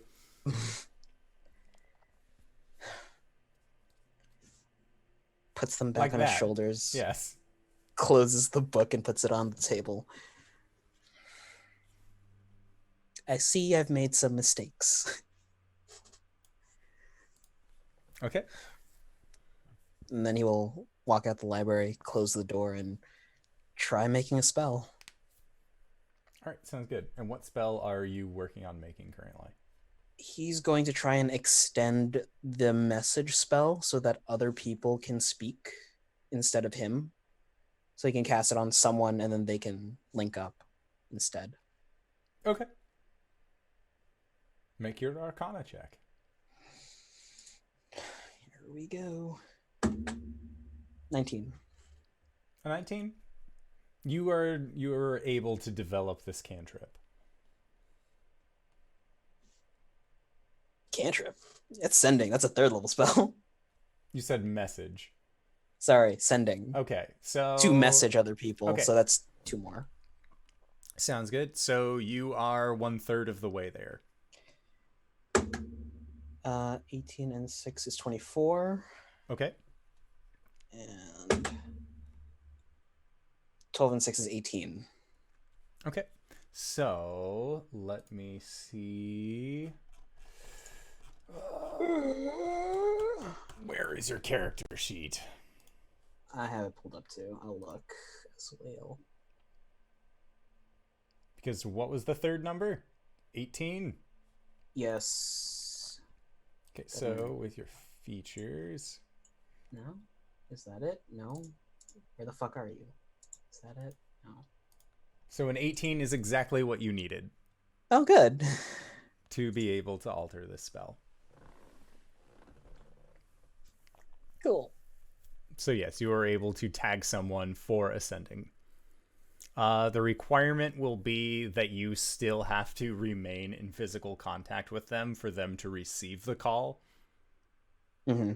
But otherwise, they will be able to send and receive calls. Great. That's something we'll have to do after we prepare. Maybe? Cool. He wakes up. Okay. Sounds good. So, you have awoken. Gwen has awoken. Arjan and Cori have both awoken as well.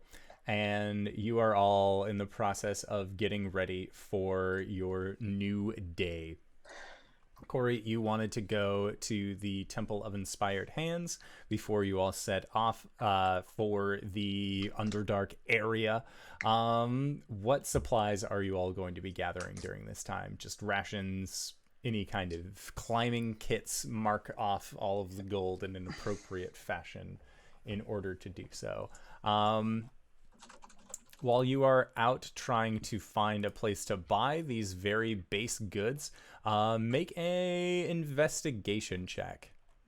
Everyone, or...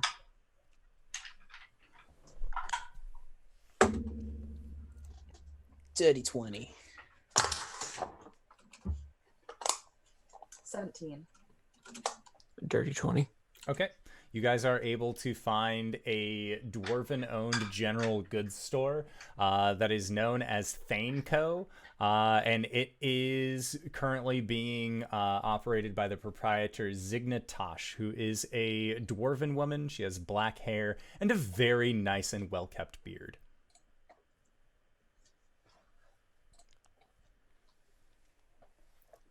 So if we get 4 climbers kits, is that going to be just standard rate? Yes, it does appear like she'll actually give you a deal on them, and as she's doing it, she'll explain that she doesn't like the CEO, so she tries to cut corners as often as she can.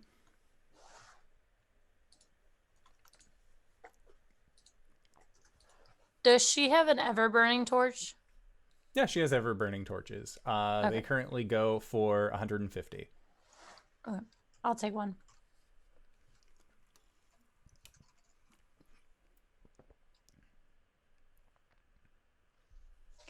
Talking torches? That sounds terrible. What would they have to say? Wait, are they like walkie-talkies? Maybe. Hold on. Where if you have a set of talking torches and you can talk to your friends through your torches, then that would be really cool. So not to business summit. Oh, yeah. 4 climbers kits and 15 days of rations for 4 people. 130 gold. How's that affected by? She would be willing to do it for 100. Okay. Shit, Nice. man. Ever-burning torches are not on the list, but I'm just gonna create one. That's fine. Okay. And if you I think explain there's that you some. wanted talking torches, Zigna will let you know that there are 2 locations that you could possibly check in the town to acquire those things, one of which is things that make you say wow, and the other is a magic shop run by a gnomish fellow called Paldwick's Warehouse of Splendor and Mystique. Nah, I'm good. This one's fine.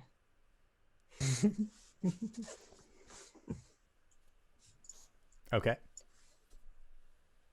So yes, you are able to gather all of your things for a reasonable rate, thanks to this finely dressed dwarven woman.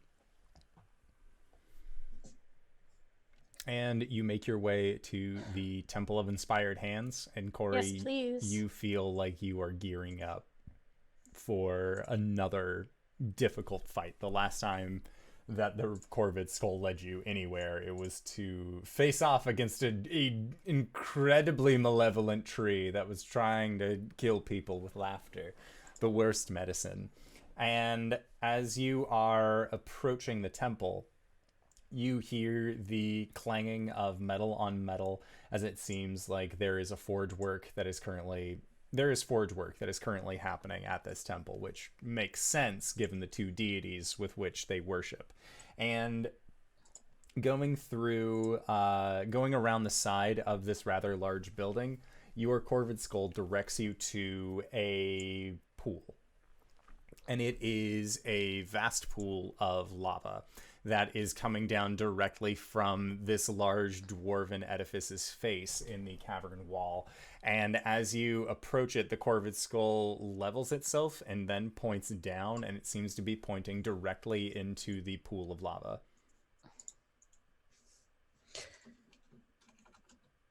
Cori's just kind of standing in front of it, kind of a little bit on her tiptoes, the way that a bird does before it's about to take off. Cori.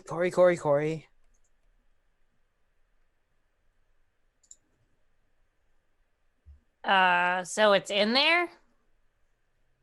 She just kind of moves the skull back and forth, and it continues to point directly down into the pool as she And the does skull so. is almost pulling at this point. Can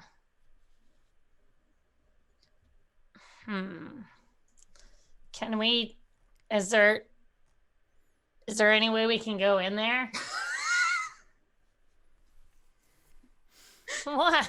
It'd And, be so simple, wouldn't it? and as Gwen, you're asking, is there any way that we can go in there? You hear a, "What are you doing? Get away from there! You are too close! You What? are too close!"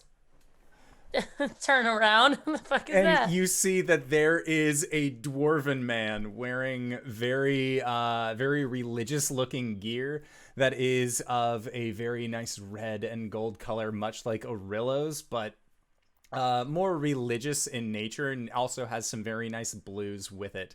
And they are just waving their hands frantically. Just get away from there! Well, it's fine. We're not gonna fall That's in. not fire! It's danger! That's lava! How you doing? So close, she's all but smoking. We're still underground, so I think it's magma. It's still magma. It's just We motions. take a step back. What are you doing, huh? How you I'm doing? trying to save you. What does it look like I'm doing? Do you know how hot that is? Like really hot? Yes, really hot. That is a very astute assumption, Ms. Thanks. I'm Gwen. How are you? Flabbergasted that you're taking this so lightly. Well, I mean, we are kind of face danger on a daily basis, so this is kind of like, yeah. What's down there? I don't know. I've never been. And I'd rather not like to. But what if you did? Is she Cori. okay? No, Cori. See, on this plane of existence, this is bad news bears. We do not go in. Oh no, Very this would be pretty bad carefully news. Bad news step bears on pretty much any plane. away from the ledge. Let's say we had to go in there. What would we need? potion of fire resistance, but Fucking that's probably not magic! gonna I don't know. Are you magic? Yes. Nice. What can you do? They are very taken aback by you. And you see, like, now that they are a lot closer and you have a better look, they have a fiery red beard that is braided with about 6 golden rings down the front of the beard, and their hair is pulled to the back. And in the back as well, they seem to also have it braided with these very nice, with nice gold ornamentation. And just, okay, can you please move from the ledge? Yeah. steps away. Yeah. Cori Grabs Cori. steps away, but she like starts to kind of like pace, almost like a caged tiger. Mm-hmm. Yeah, sorry, didn't mean to scare you there. My name is Altum. Altum. I'm the head priest here. What made you... Are you So we have this Tunnels, quest we're on. I guess, would be down there? Oh, well, is there a way to get underneath this lava pit, magma pit? And they just look at you like arms loose to their sides. Look, we have a thing we're looking for, and all signs point to it's down there. I know obviously we're not gonna go in the magma, that's stupid. Cori just kind of holds up the corvid skull and shows how it like always points down into the magma. Why are you listening to Bones? 'Cause it Do you meet many adventurers? Weird magic bullshit. That clears up so much in so little time. Okay. What part of this adventure is listening to Bones telling you to jump into magma? Well, we don't want to jump into the magma. We want to go where this is, which could be in tunnels under the magma, right? You said there's tunnels. There could be tunnels. Full of magma. Oh. I listen. To not get too personal, we're trying to find something very important, something very personal. Well, if it's in there, it's fucking gone. That's probably what the case is here. I wonder if it's summer. Is it summer? And be the next one in Altum the cycle. looks at you like you got hit in the head way too hard and your friends let you go to sleep with that. Cori just answers as though that's a completely normal question. Be the next one in the cycle. That makes sense. Fire. Look, we're sorry that we're bothering you. I just don't want Priest. anyone to die. Oh no, we're not gonna die. If it makes you feel any better, weird magic bullshit involving deities. That makes me feel incredibly uneasy. Yeah, not yours though. Not yours. That's even worse. Yeah, yeah. Out of curiosity, are there any sorts of creatures that can live in lava? So many. Oh, Oh. Well, there you go. Of Follow the ones up. Of the ones that you know of, which are the most dangerous? This is gonna... Yeah, okay. Sorry, Follow up. There's probably one very big and nasty one down there right now, and I need to fight it. also follow up. Do you have a vow of celibacy, or is that is that not the thing in your religion? His cheeks get as red as his beard. And just...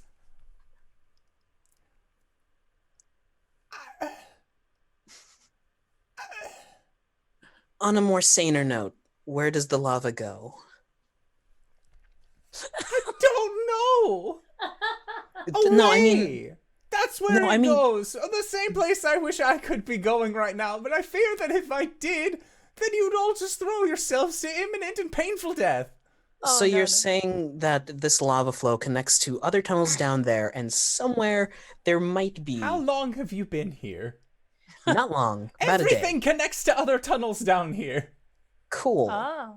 So that means that's probably going to go away somewhere deeper into Undermountain, meaning that we have a chance of encountering whatever's down there in a pocket in Undermountain. What? Don't worry about it. Are you all okay? Not No, really. You need immediate medical attention. Well, so what just happened is that we sort of logicked our way into not jumping off a cliff into lava. So I think that should put you a little bit at Okay, ease. to be fair, I was never gonna jump off a cliff. Were you guys actually gonna jump into the lava pit? Because that's Thanks, not Good okay. to Cori. take was. precautions first, and honestly, it's still on the table. Okay, rewind. Let's have it not be on the table. Let's have jumping into lava not be on the table. Okay, it's under the table. Magma, sorry.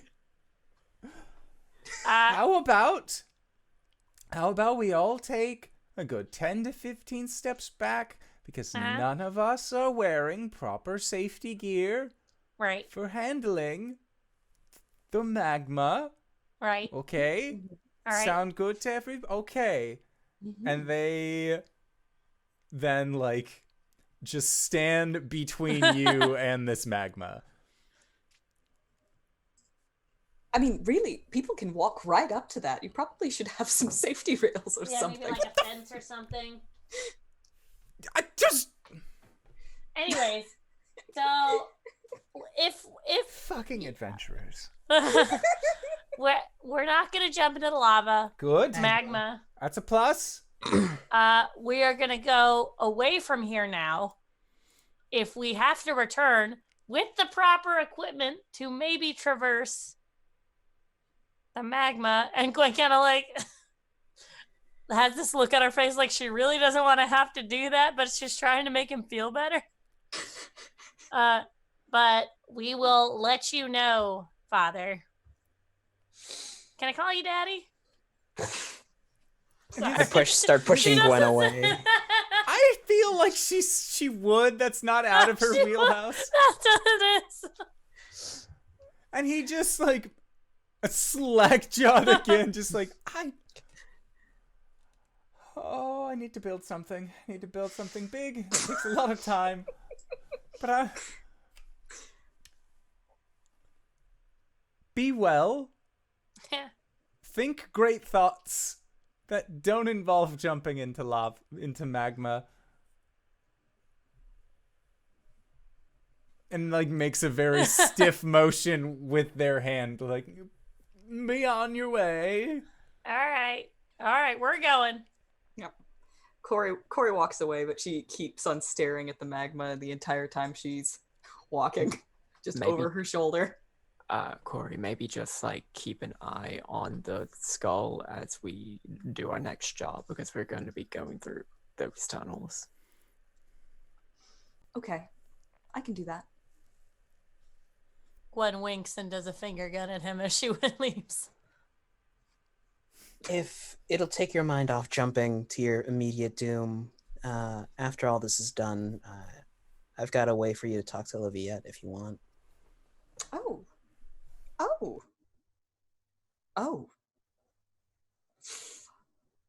25 words or less. Okay, I'll start narrowing it down.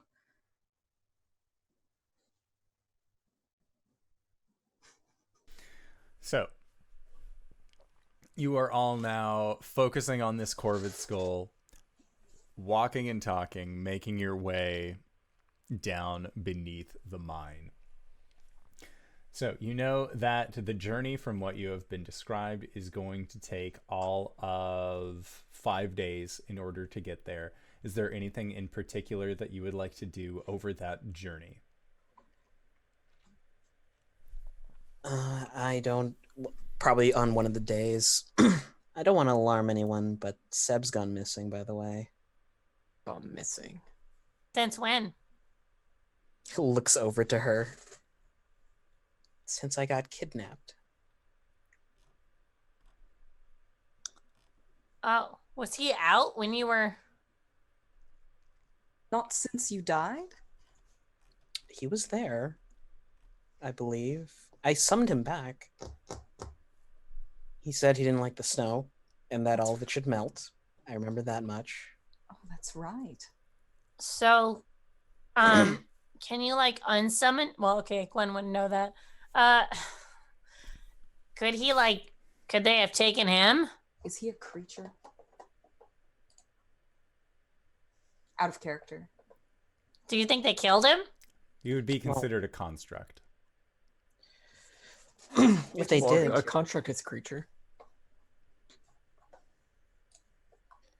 if they had, he would have popped back into at the temple. So they probably still have him. But he wasn't there when we rescued you. I wouldn't be able to summon another, would I? Can a familiar be unfamiliared? Gwen shrugs. I'm gonna try to unsummon Seb. And as you do, Tikan, who has been walking alongside you, just... Fuck! What happened? I tried to unsummon Seb, but Tikan left. That dick.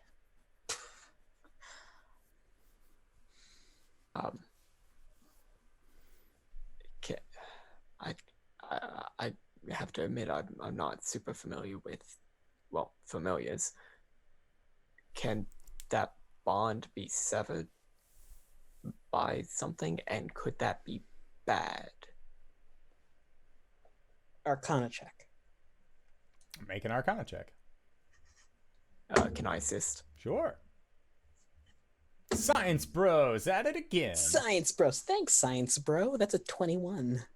So with a 21, you know that familiars are particular. Not all of them operate along the same rules. You know that for base familiars such as cats, rats, bats, frogs, that sort of thing, that they don't seem to have a preference. Pretty much with Mugen, regardless of what happened, you would always be able to summon Mugen again, and there was no risk. But from your interaction with Ullman during the holiday crossover, Ullman had let you know that at one point they had a familiar, a small dragon by the name of Bims, and there was a period of time where Bims seemed that they were no longer interested in being the familiar of Ullman. And Bims on its end was able to cut the connection between a familiar and its wizard friend, partner, pokey trainer. I'll relay that back. So, between then and now, something must have happened to, I guess, change his opinion of me. But no one can not like you, Caelum.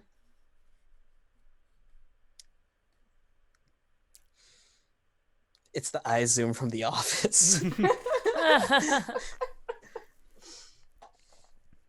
Caelum's turned into such a straight man. So, like, he just bailed? I guess. What a dack. Did he go back to the Raven Queen? Oh, that'd be really bad, right? Oh, let's hope not. Would the other... Well, no, Either because one they know? don't even know how. From my interaction with the rest of, well, what Seb said, they don't know how to go back. Yeah, but if you died, was he like connected to you at all? Because if you went into the stream of death, then The flow. the flow, then and he was connected to you, and he died with you, like He a died frail. before that. Oh. Remember, he got iced by the dragon. He did come back after Dragon. Caelum died. Right. Okay. Maybe he was coerced. By Or this maybe they drow took him. house?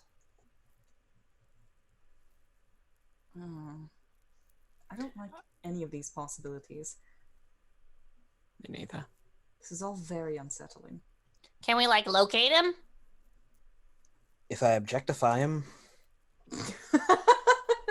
Well, I mean, I he as- is made of I as wood, so well. like, and he is a construct, but I think that that's Hey. a creature rather than an object. If I mean, is there something on Seb that you might be able to locate?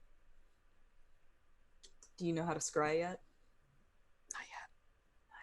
Okay. Next level. I don't have locate creature yet either, so at this point we're all just kind of a big shrug. if anything, I guess we're gonna have to go kick down the door to a house. which house? The Tretiarch family.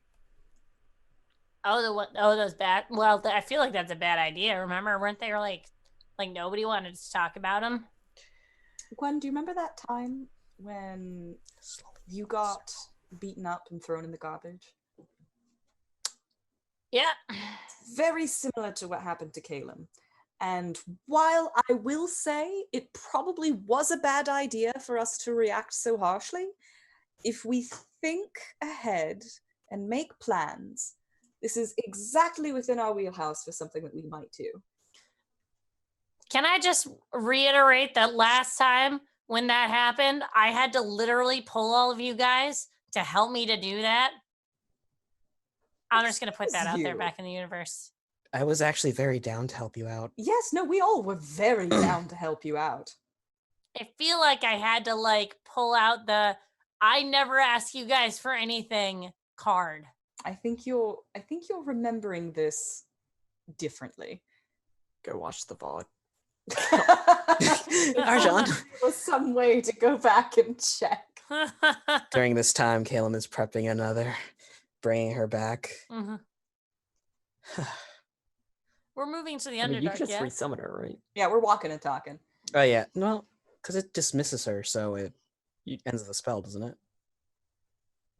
Maybe I'll look into it. No, so if you dismiss your familiar,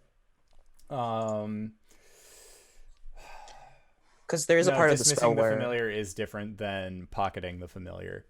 So yeah, you would have to do that again. But over the period of 5 days that it takes for you all to actually wander down, it's not too difficult. And along the way, you end up meeting a fair share of dwarven traders as well as drow traders that are looking on bringing supplies from the Underdark proper to Sirt's Hellier in order to make some coin. And along the way, there definitely seems to, the talk of the tunnels is very much about this new cavern that seems to have opened. Typically, again, there is a plethora of tectonic activity, but that will open up caverns and reveal other places, but so rarely is it something that is as important as opening up an old fire giant stronghold, especially with the giants having been gone for so long.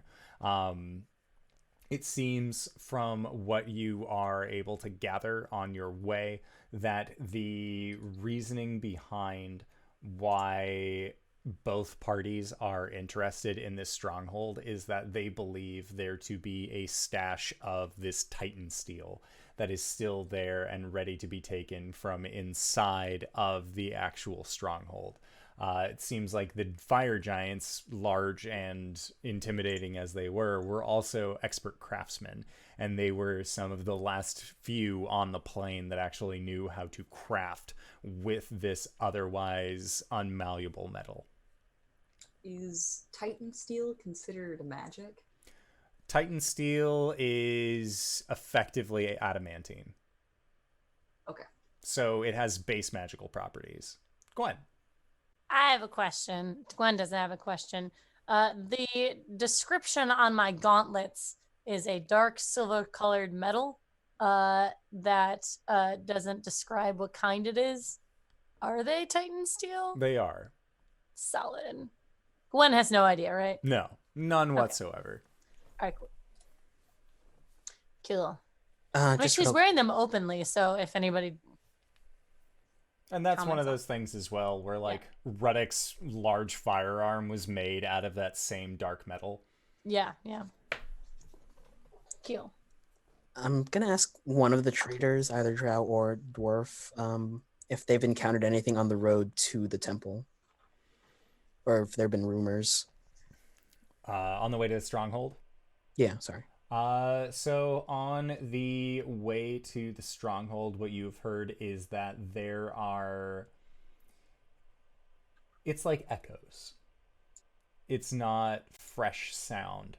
It sounds like large thunderous footsteps that once belonged to giants, but there's no light or anything coming from this opening that would signify that anyone lives in the stronghold now. A few traders had gone in, and they were quickly turned around by drow forces. It seems like the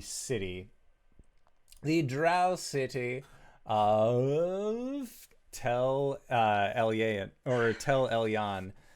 Tev Elyon. Sorry. That is the name of this drow city. It seems like they already have forces there that are turning back merchants or anyone else who might be interested in possibly going in further into the stronghold. As it would appear as if the drow would like to take this stronghold for their own. Turning to Arjan, so how willing are you to get embroiled in some political struggle? Shouldn't we just sneak in? Looks down at heavy armor, jingles it. If our objective was to clear it out, us going in stealthy probably isn't going to go over so well. We're trying to eliminate everything in there. If it's not, friendly and amicable to being turned over.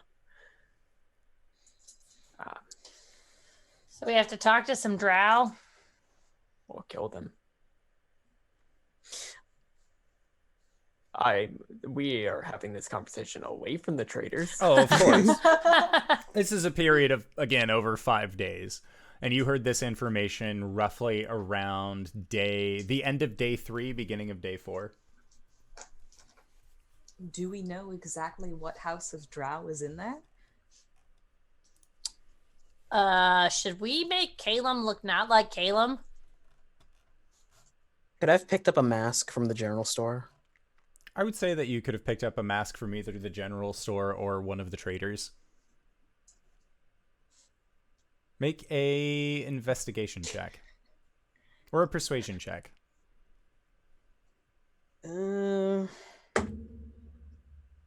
Persuasion 16. Okay, with a 16, you are able to acquire a mask that covers 3/4 of your face in total. What styling is this mask? You basically have all but the Batman chin. I just kind of want to go with like a plain. I'll think of it. It's in the model of an, what do they call it? An ankeg? Oh, an Ankeg? Ankeg, yeah. All right, so a weird buggy boy mask. He'll put his hood up.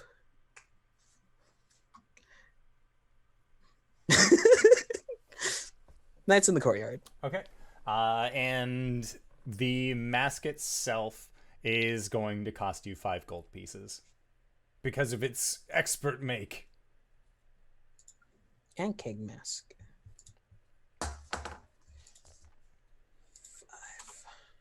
That's 50. 5. Okay. So you are now less than a half day away, and you start hearing that the drow have hired, have basically done the same thing that the Dwarven City did.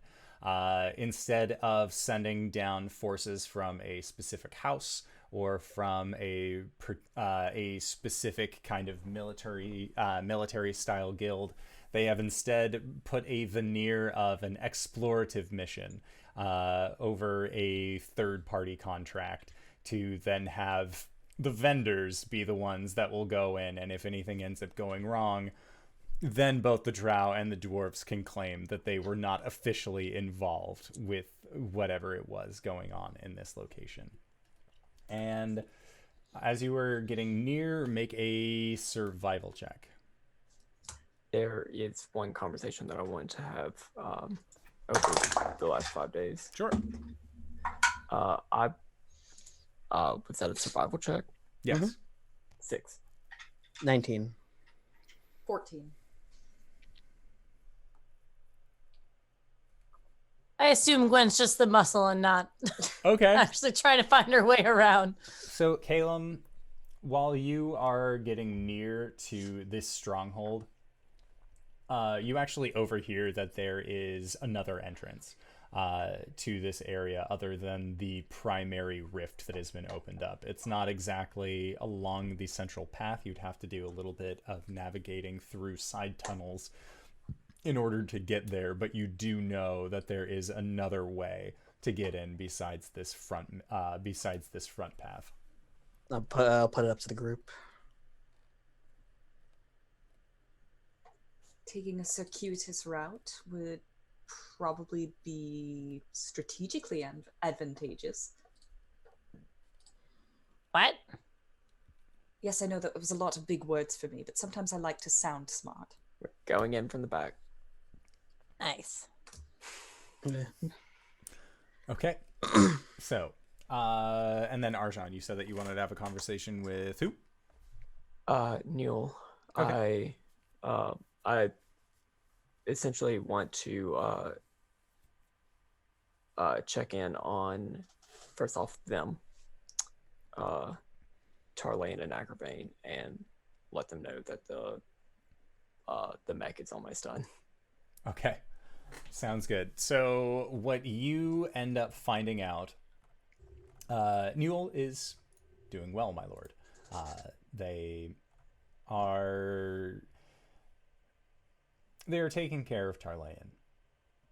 And that is enough to bring joy to this Abishai. And Newell reveals that much in the same way that your friend Caelum suffered damage from crystalline growth, Tarlayan is also suffering. It seems like a lot of muscle tissue and scales were in the process of crystallizing over, and when they were freed, it is just a series of open wounds on this once powerful ancient dragon. And Agravain is seeing to himself to do everything in his power to, well, put a stop to any new followers or supporters for the Obsidian Tyrant. Does that include Tyrant security? Newell puts their head down and then looks back up at you and says, "It seems that while Agravain is not able to combat you in the halls of the crown, he has found another way. We have a competitor.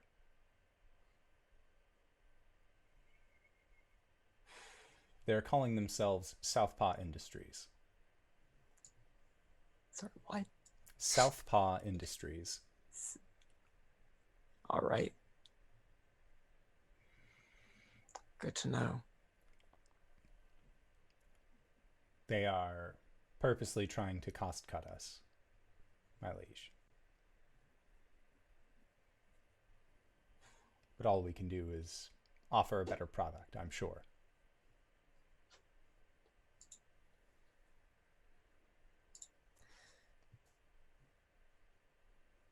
All right. That's all I wanted. So Newell nods. we're going in through the back tunnel. Okay.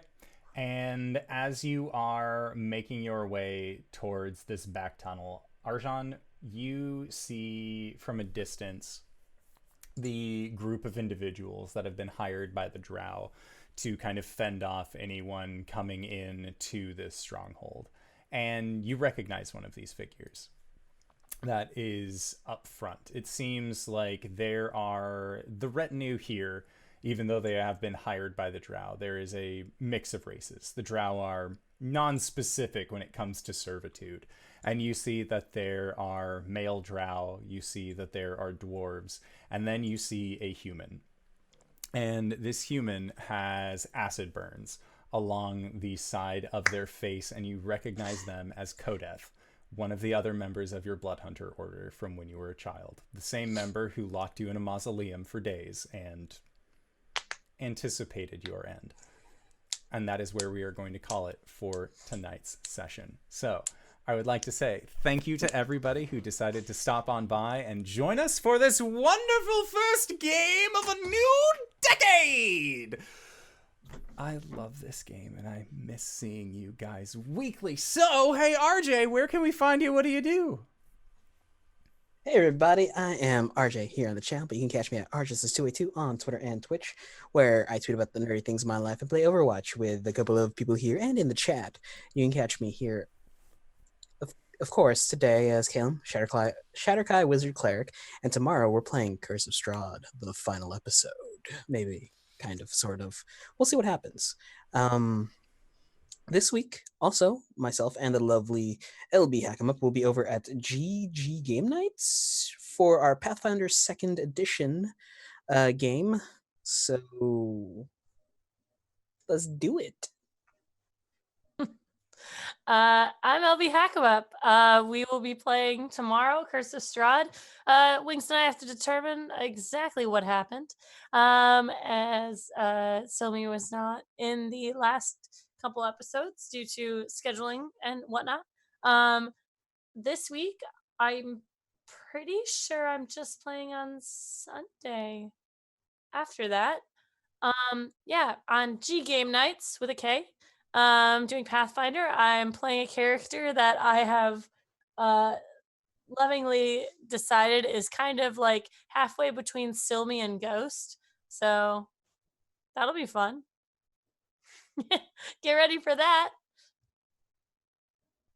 DanaeKeener.com. Hi! I'm gonna kill a bitch. I'm Cyber. You can find me shitposting on Twitter at CyberWolf1. You can also find me streaming at twitch.tv/CyberWolf1, where I play video games badly and talk about lore. YouTube.com/CyberWolf1 for those archives, and the podcast that Kyle with an N I do called Let's Talk About It, where we get drunk, do parkour, and talk about RPG stuff. And also D&D Beyond homebrew tutorials and other things. Check it out. For RPG stuff, DM Skilled, I'm there. Patreon.com/CyberWolf1. I do Tal'Dorei conversions of D&D modules. Still working on Descent to Avernus.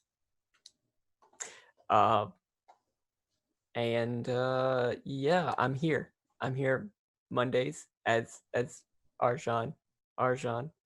I'm also here on Thursdays as Albus, the Simic Hybrid Sorcerer, no longer Acquisitions Incorporated employee. And stay tuned for other things this year, possibly next month. DanaeKeener.com. Hi, everybody. My name's DanaeKeener.com. No, wait, hold on. I'm Danae Keener. You can find me at DanaeKeener.com. I do nerdy drawings, mostly related to D&D, and a lot of things on this channel. You already know what I'm doing here on Mondays, playing Cori under the Elegant Paladin, but tomorrow I'm going to be playing Curse of Strahd with 3 of these lovely folks. We're probably going to wrap it up. We don't know for sure what will happen. It might drag on for another week. We'll see. DanaeKeener.com. And if you've made it this far, you probably already know who I am. But if you don't, hey fella, what's up? It's me, your buddy, your pal, your friend, the Indoor Adventurer, the showrunner here at twitch.tv/Indoor Adventures. We do this show Monday, Tuesday, and Thursday at 5:30 p.m. Pacific Standard Time. Because we have hit 420 followers on Twitch, we're having some Blaze It Bundle giveaways! That's right, 420 Blaze It Bundle. We have special edition Descent into Avernus with the dice that is given away, and then the second person will also win a Tyranny of Dragons special edition re-release that has errata and all sorts of wonderful things. It is better than it's like getting 2 books for one, quite legitimately, because it is made from 2 books. So consider entering. I'm going to be putting up the entry link for that contest later tomorrow before we start Curse of Strahd. I just wanted to let everyone know that is where we are going to move forward to. Also, as a general reminder, hey, if you are watching this podcast or listening to this podcast or watching this VOD, consider leaving me a comment or leaving us a comment to let us know how we're doing or where you're watching / listening this from. Mostly because subscription services as a renewal are difficult to manage. So, for example, if you watch or if you listen on Podbean, let me know, because we might end up just calling it good on Podbean as a service, because I've heard that it is buggy. And I am not seeing as many people there, and it is a subscription-based service. So trying to just make sure everything is managed correctly. So let me know how we're doing. And with that, we are going to be heading into our Patreon-supported podcast called Nights in the Courtyard, where we answer questions not only from the community, but also from each other. So if you would like to help support this podcast and help make it so things like Adobe, Zoom, and all of the other services that we use are paid for via the fans, consider checking us out on Patreon. But until then, we will see you guys next time. All right, everybody. Bye-bye!